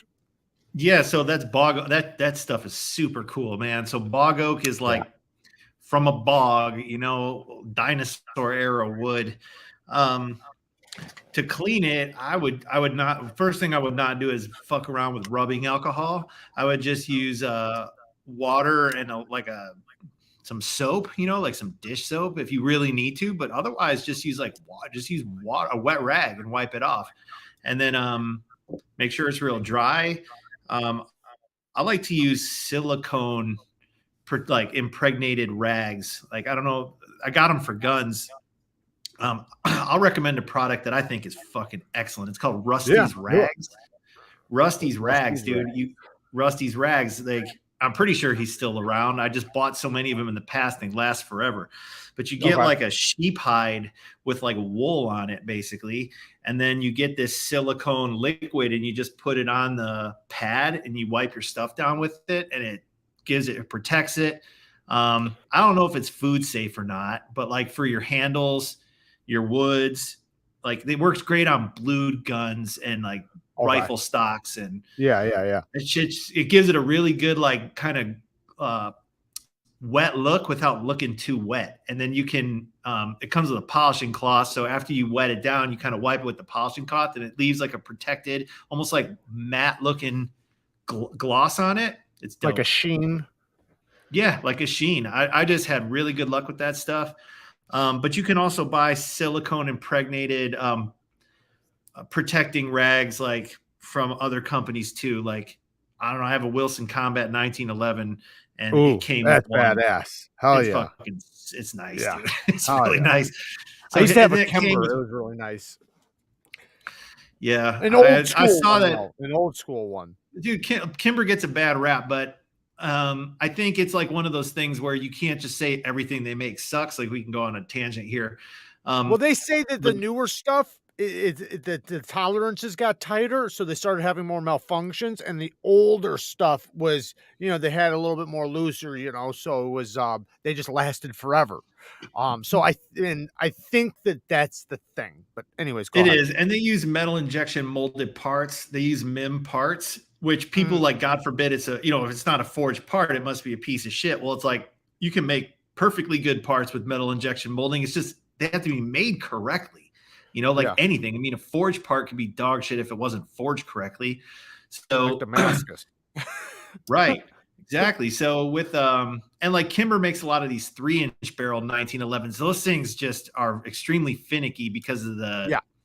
operating The cycle of the gun. Yeah, yes, yes, exactly. You know, so they Yeah, get a the bad rap because a lot of people can't get those to run, but like you're supposed to Yep, use 185 grain bullets, and right. if you want a reliable Non-hollows and 19, things like that. right? If you want a reliable 1911, get a 5-inch government model. I mean, even a Kimber should run really well. Sometimes their magazines, you know, you got to throw it out and get a different one, but it's also About the with wood really quick, what do you think about, like, oils, like, protective oils, like, I don't know, olive oil and things like that on wood? yeah, like with wood, you just like here's my experience with natural materials, right? Um, they shrink and swell depending on your climate Yeah, because they're porous. Some are a lot worse than others. yeah, So the reason Great Eastern Cutlery uses a lot of the exotic hardwoods is because they don't shrink or swell the way that woods from this continent do. mhm, Um, whatever you, if you have wood knives and stuff, just keep them consistent. If you keep them moisturized, then keep them moisturized. If you keep them dry, then keep that them makes so fucking much dry. sense. That makes You so know, much sense. and then make Yeah, sure your storage condition is consistent all year round. Because like if you throw some shit in your garage, well, when it gets humid, they're going to swell up. And then when it gets yep, dry in the winter, they're going to suck down. And the more you do that, the more havoc it wreaks on your right, knife because the right. metal ain't doing that. It's Um, growing, it's because expanding and contracting constantly. right. Yeah. So I would say just be consistent with what you do. Mineral oil is great on wood. Yeah. Um, but the That's reason what I I don't meant to say have, was mineral oil. yeah, When I say olive oil, yeah, mineral oil. Um, Wait, before he yeah. gets his Someone made a pipe. comment That's about a true, that's hand true. fitted, right. Yeah, we don't Get want you that to get your damn band. plaque, Someone's please. made a comment about a hand fitted 1911. I totally agree. It's kind of like the whole, you know, you get there's some diminishing return as you start to spend $4,000 on a 1911, but like there's no arguing that it's as well made 1911 that can possibly be made, you know. But Well, like, shit, will that's it what a Wilson 19? Combat costs. What? It starts out at like Exactly. 3,500, right? Yeah. So it's like, can you get the same performance out of a $1,500 Dan Wesson? Like, yeah, probably in most cases. They're But like, both can gonna have you match appreciate? rate barrels and stuff. Right. And it's like, can any of us shoot well enough to notice the difference of a quarter inch of accuracy at 25 yards? Like maybe one out of a There's thousand gonna of be us some can. preferences there, just like with knives and things. There's gonna be Right. some preference, just like the weight and things like that. Some people like a little bit more weight in their guns. Some people like a little bit, less weight. So there is a lot of preference there. And, like we were talking about with the knives, there is something to it when something just speaks to you. Those Wilson Combats, man, they Absolutely. look They badass. look, they're badass. You got these dudes in Arkansas sitting at the bench. All those parts are forged. They're hand fitting everything with like lapping files and shit and lapping Yeah. compound. Like they're doing it the fucking old way. So if you appreciate that Yeah. level of craftsmanship, buy one and feel good about it. It's gonna fucking Right. run like a motherfucker. Right. Right. You know, Uh, um, oh, have you seen the Spyderco K-Pal? PCal. I think I that's the P-Cal? European market slip joint that they designed for the European I market. said Am it I right? backwards, man. I'm so dyslexic. Say that again, I'm sorry. Oh, I think that's the someone correct me if I'm wrong. I think that's a slip joint they designed that they kind of designed for the European market primarily. Oh, okay, Um, okay. I own one for a little bit. I mean, I got nothing against it, but it's like I think it's got G10 handles and it's just not my style, you know, I guess is what I would say. So it didn't really appeal to me, but it was kind of fun to fidget with. At the same, Rockwell 4V will be notably tougher than 3V. I always thought, or maybe it's stronger, because strength and toughness is completely different. Maximet or Magnacut, in my opinion. Now I do think that Magnacut's gonna, because I've tested 5 of them at this point, and there is a significant difference when you get under like 62.5 and under HRC. So I would recommend wherever you're going to get it from to make sure that it's going to be above 62.5, 63 HRC. Seems like the Spyderco I tested at 63 did phenomenal. The one I have right now that I'm testing from Transparent Knives, 64.5 HRC, is on another level of awesome.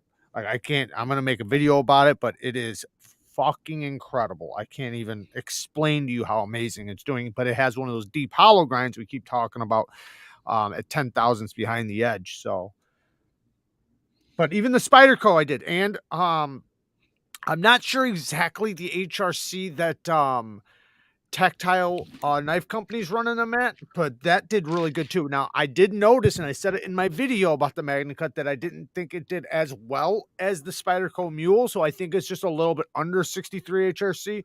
Could have been the process they did it in. I'm not positive, but it still was good. Still was good. Don't mind. Yeah, it's all good. I'm not worried about him. You guys can leave him alone. Don't kick him out. Okay, I got you. Gonna go buy some now. Thanks, bro. See, all right, people arguing about the 3V and 4V. This dude sat on my anvil. I swung a 3-pound hammer to the cutoff, hit the dude in his nuts. The dogs started howling. Not sure it was the dogs. Someone stole the jewels off the shop floor. That's nuts. Thanks, Brian. Oh That man. was an interesting What day. time? Okay, so we're past story time. So guys, we're going into story time. Just so you guys know, we normally start at 9 o'clock, but we got in on a little tangent. And you got a story, right, Ben? Yeah, I got a story. All right. So, is it time to tell my story? Yes, it is. You can begin whenever you are ready. So, my wife is from Texas. She's from Comanche County, Texas, which is like, in between Dallas and Austin, and it's a rural area. So her father's like, we're talking 5 generation of farmers, right? I'm from the Detroit area. I'm like a city boy from the north, more or less. So when it came time to meet her family, I was a little nervous because I was like not what they're used to, right? But her family welcomed me with open arms, and I've gotten to experience Texas life, and I love it. So early on in our relationship, on one of probably my third or fourth time down there, I starting to get to know the family real good, and I have a younger cousin. His name's Brady. And at the time, Brady was in high school. He's now a Texas State Trooper. So he's like a fucking badass, because that's not an easy job to get. And what Brady used to do for fun, and what they would do as a necessity in that town, was go hog hunting, because they own all this land and the hogs will just fucking annihilate the peanuts and the crops and shit. Yeah. So they go out pretty much, they just fucking wreck it, dude. And they have like these frequent litters, and they're a huge invasive problem. So yes. So what they would do is they'd go out and, hunt these hogs in the evenings, and pretty much like shoot them from the pickup truck. Okay. And so Brady would like send me pictures of these dead hogs all the time and stuff. And he'd always say, you got to come with me. You got to come with me. So I'm like, cool. Next time I come down, we'll go. Now, I never grew up hunting. I don't have a single thing against hunting. In fact, I think it's necessary for management of wildlife population. Absolutely. So I don't have a negative opinion on hunting. In fact, it's the opposite. I'm kind of fascinated by it. I just never grew up in that culture. I think anybody loving wildlife should absolutely be for hunting. Right. It's important. It helps populations. It helps the society in population of animals and things like that. But go ahead. Sorry. Right. That's part of conservation. So I was kind of excited, and I shoot a lot. I go to the shooting range a lot, so I'm a good shot and everything. And I just told him, sweet dude, we'll do it. So we fly in, and we get in kind of late because you got to rent a car and drive 2.5 hours to get to the property. And so right when I get there, he's like, all right, dude, you ready? I'm like, fuck yeah, I'm ready. Like, just hook me up with a rifle. He's like, rifle? He's like, we don't use rifles. I'm like, what do you mean? How do you kill the pig already?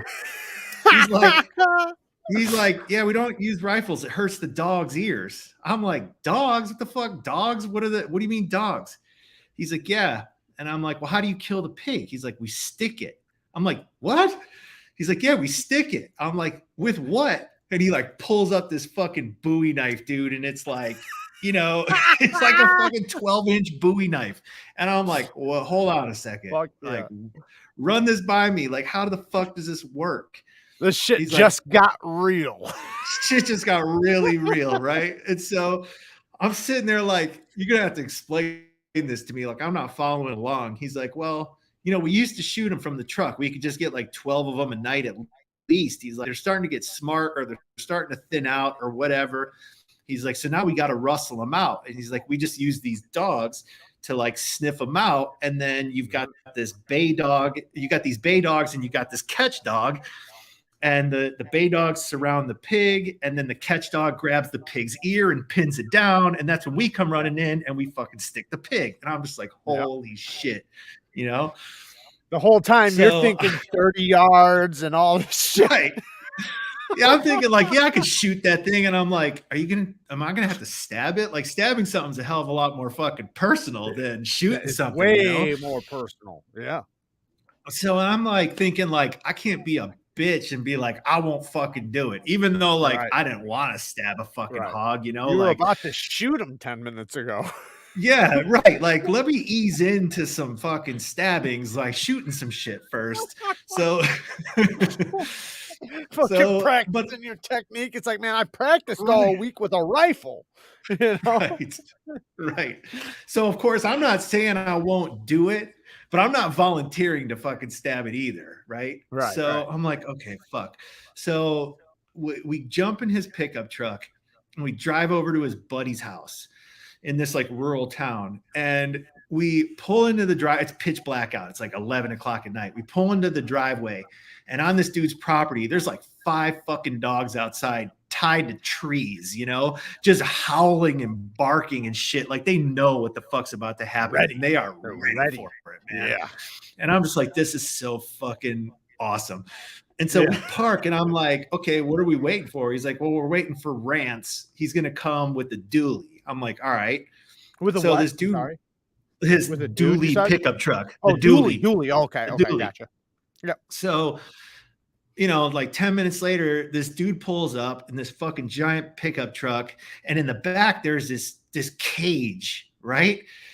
And I'm looking at this cage, and like there's barking and shit, all this commotion. I'm looking at it. I'm like, oh, there's probably like a couple dogs in there, at the most 4, like 2 in each slot of the cage.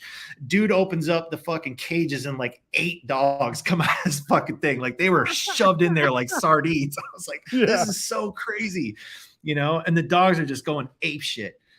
And so they know what time it is. They know, dude. And I'm just like, this is like, you look at like little fluffy dog in someone's house. Like this dog is not living the life. He's comfortable, but he's not living the life. These dogs are living the fucking life. Because this is what they were bred to do. Yes, absolutely. So he loads. So we're just shoving dogs in this fucking cage, like 8 dogs in this cage. And then one dog is standing on top of the fucking cage with a leash chained to the cage, and he's like seated on top of it, and we're ripping down the fucking country road at like 90 miles an hour, and this dog is just up there like, yeah, he's so happy. So I'm just blown away, right? So we get to, and we have landowner permission from the whole fucking town. It's like everybody knows everybody. It's like, you guys just go on our property, kill as many of these fucking things as you can. So they got all the gate codes to everybody's locks and shit. So we go in the first property, park the truck.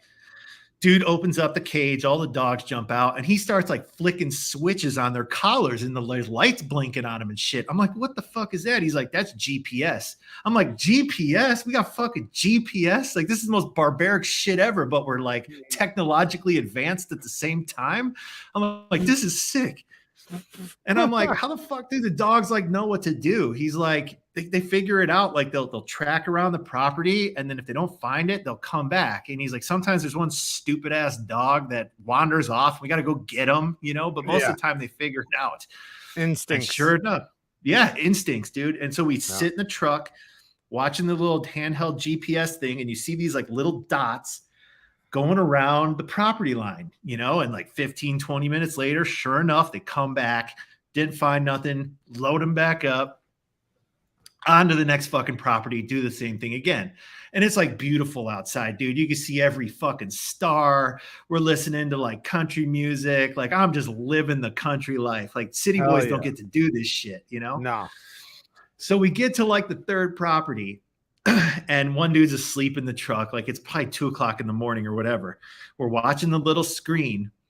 And then all of a sudden, dude, on the little screen, you see like the dots like get in a group and start forming in a circle. Right?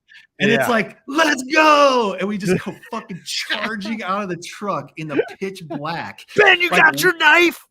Oh, so no one handed me the knife at this point. I'm like super fucking glad. So we're like running single file, basically, or like in a group or whatever. And like we're getting closer to the fucking dots. We're getting closer to the dots. And then like the part I did not anticipate was the noise a gigantic hog makes when it knows it's about to die. Screaming like a human, dude. Like I'm fucking about to die. Like someone save me, right? And so we get close, and these fucking dogs in this hog are like in a plum thicket, which is like just vines and shit, like dry vines with thorns. And it's like the only way in is like prone crawling on your fucking elbows and belly. So we all like dive into the plum thicket and we're like trouncing through this shit. And like we're getting close, and I just see this fucking scene. And this dog is on top of this hog, and it has his ear in his fucking teeth. Oh, and by the way, this dog is Kevlar from the neck to the wrists. Yeah, to stop the tusks. The tusks, because they'll gore them, right? Yeah. So we're just getting in there, and the dude in front of the line pulls out the knife, and he's like, boom, and he just sinks it in the fucking lung of this hog. Yeah. And there's blood like flying fucking everywhere, gushing out of this thing. And the pig's like rah, rah, screaming, right? And it's just so much like chaos. Yeah, I bet. And then like your heart's like the adrenaline is on full. Oh, I can imagine. Right? I can imagine. And so this pig like dies out, blood is everywhere. Now the dogs, they don't just be like, good job guys, let's go home. Like the dogs are like frothing, they're just insane. So now you're like yanking these dogs off this fucking dead pig, and there's blood everywhere, and you're like chucking these dogs and like kicking them and trying to get them to leave. And it was like, oh my fucking god, this was they're so ready to still crazy. fight that thing. They are, dude. They're in like the zone. Yep. So I'm like, what do we do with this motherfucking pig? We're taking pictures of it. And he's like, drag it out now, right? He's like, I'm like, is the meat any good? They're like, well, first of all, the males do not have good meat. They like rancid. He's like, and unless we bleed this thing out, then it's not going to be any good. He's like, dude, we come back here tomorrow, this thing's going to be fucking gone. The coyotes and vultures are going to eat it. Like we don't have to do nothing. It's going to be gone. You gave it to the rest of the animals. Exactly. Eventually, that's what was going to happen to him anyways. 100%. And so that was my fucking story, dude. That was my knife story. That's an awesome story, man. That was a badass story. Now, I'm gonna piggyback off of it just a little bit, and this is the first time I ever went hunting as a kid. I've said this story a long time ago. So my dad, wanted to teach me to hunt and stuff like that. My dad was, he's very hard to explain, but he did things in a different way. He was pretty crazy. Awesome father, but he did things sometimes in a really toxic way. Like he was just crazy as shit, like crazy as fuck. And I could tell stories about him for days. He wound up getting paralyzed, and but anyways, this was when he could walk when I was a kid, and he I had already been raised to shoot and everything. Been raised with bow and arrows, guns, everything. And donation. Thank you, Cuba. Kick-ass story. Now hit that like button. Thank you, man. Thank you for the 5 bones. So he tells me that I can't come home until I come back with something. I have to go kill something. And he says, don't come home without dinner, right? And I'm a little kid. So I go out there, and I forget what order exactly went in, but the first thing I think I got was pigeons first off of the power lines, or not power lines, but the light poles, right? So I shoot those fuckers. I come back with a five because I found a 5 gallon bucket. This is on my grandma's farm, so I could just find shit. I'm running around with the gun shooting fucking pigeons. Come back with a bucket like 4 pigeons, and he's like, "Oh no, can't eat those. It's not the time of the year for them. Can't eat those." Right? And I know now what he was doing, but back then, I'm like, "Oh damn it!" He's like, "Get your ass back out there." Right? I go back out there. I shoot a rabbit, or one, either a rabbit or a squirrel first. Come back with that. He tells me, "Nope, nope, nope. You can't shoot those until wintertime. It's summertime." And it's like, I'm thinking, like, what the hell else is there to shoot? Come back with a squirrel. You can't eat squirrels, boy. You can't eat. What are you doing? You can't eat squirrels. No. I go back out there. Well, now I'm running out of shit. Right? I'm running out of shit. My aunt's cat's out there. Fucking chase that fucker up a tree. And I got a dog with me too, by the way. I do have a dog with me. Good old hunting dog. And chase the cat up in the tree. And I start shooting that fucker. Eventually kill it. And now this cat is so big, I can't even carry it. Like, I'm a kid, like I'm a little kid. So I got it dragging behind me by the tail. He sees me out the back door dragging this damn cat up the hill.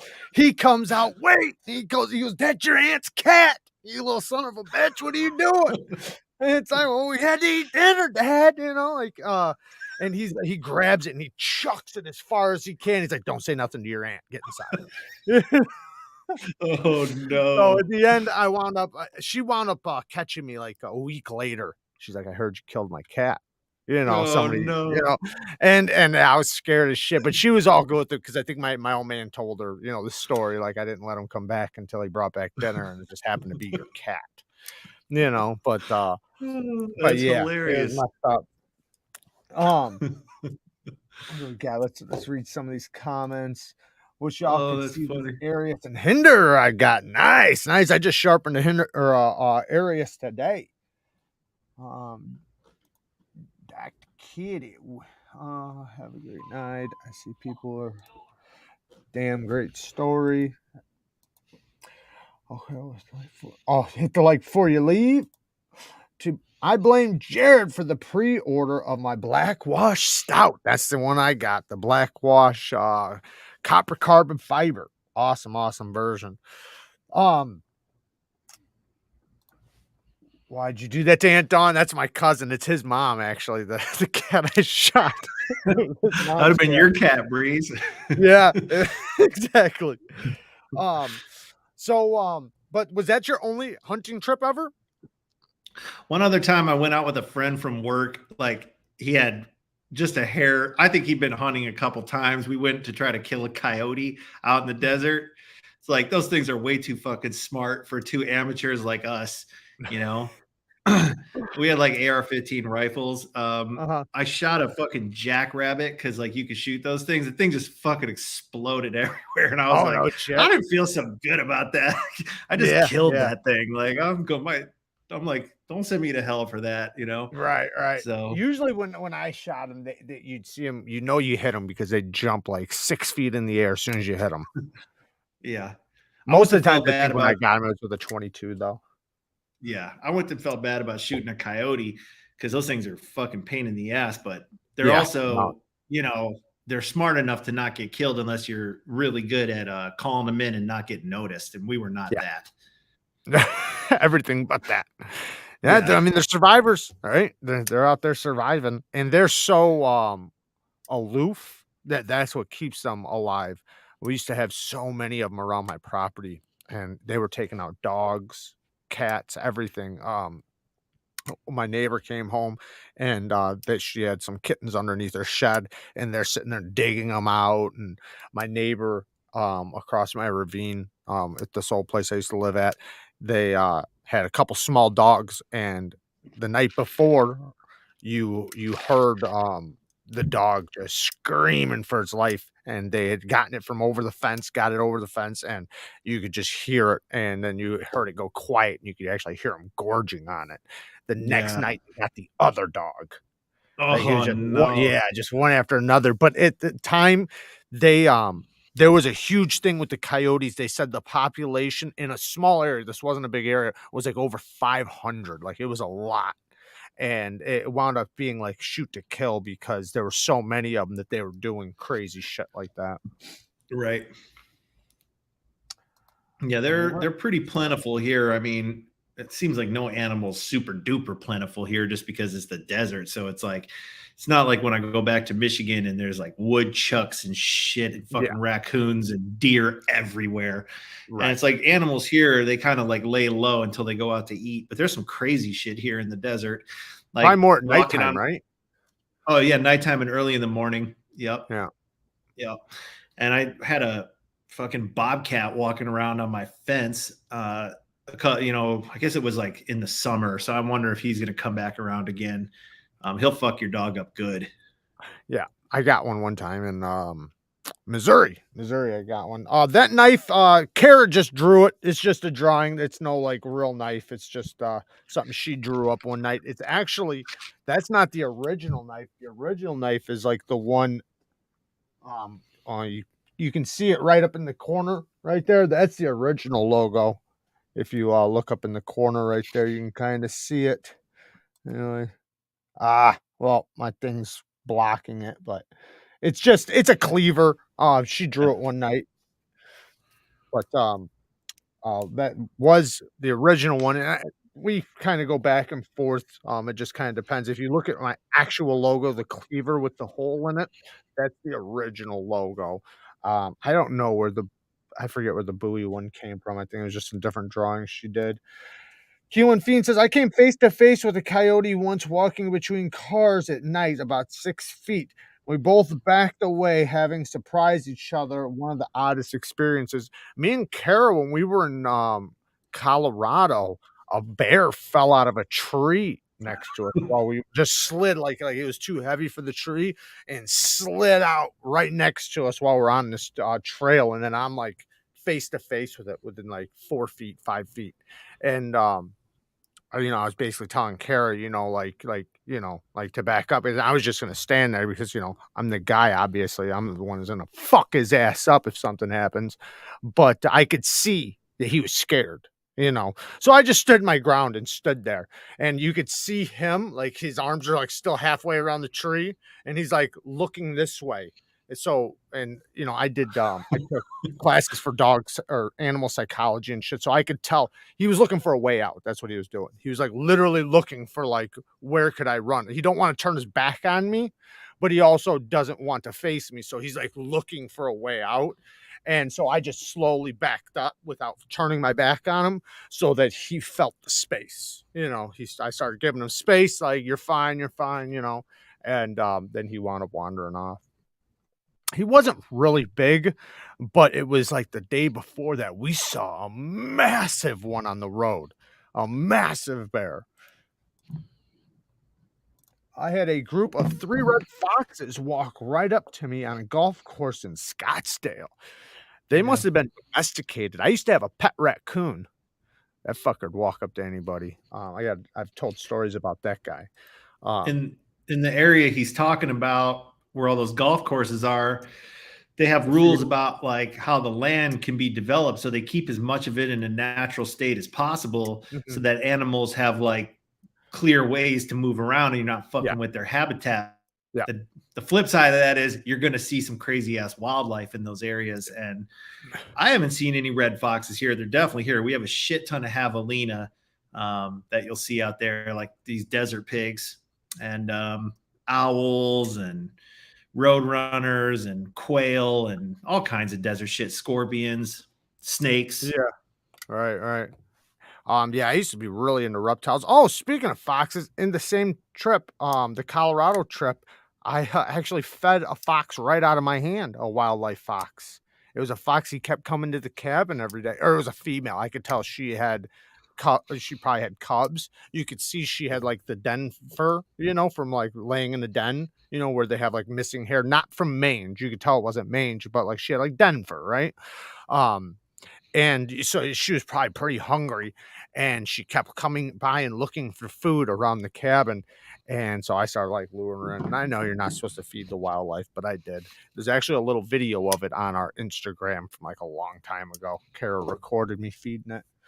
But uh it's 9:30, so we're gonna get out of here. I appreciate you coming on the live, man. I had a good Yeah. time. Appreciate you too, man. Thank you for taking a look at my knife and showing the world. And I'm super thankful, man. And anytime you want to do this again, I'm always around. Yeah, I'd like that. And I look forward to your other designs that do wind up coming out and keeping up to date with them.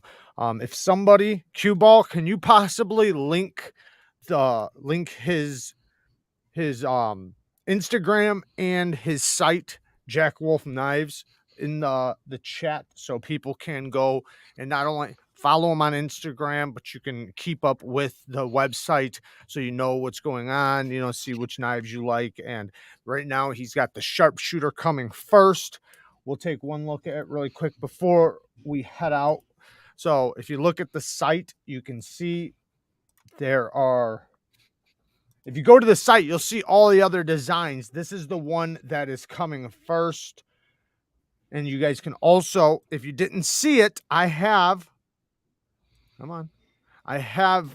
a quick first impressions on the knife that just went up. What was it, yesterday or the day before? So you guys can go and check that out as well. Awesome knife. The fit and finish. I definitely give whoever did the knife, and they did incredible work, and this is an incredible design.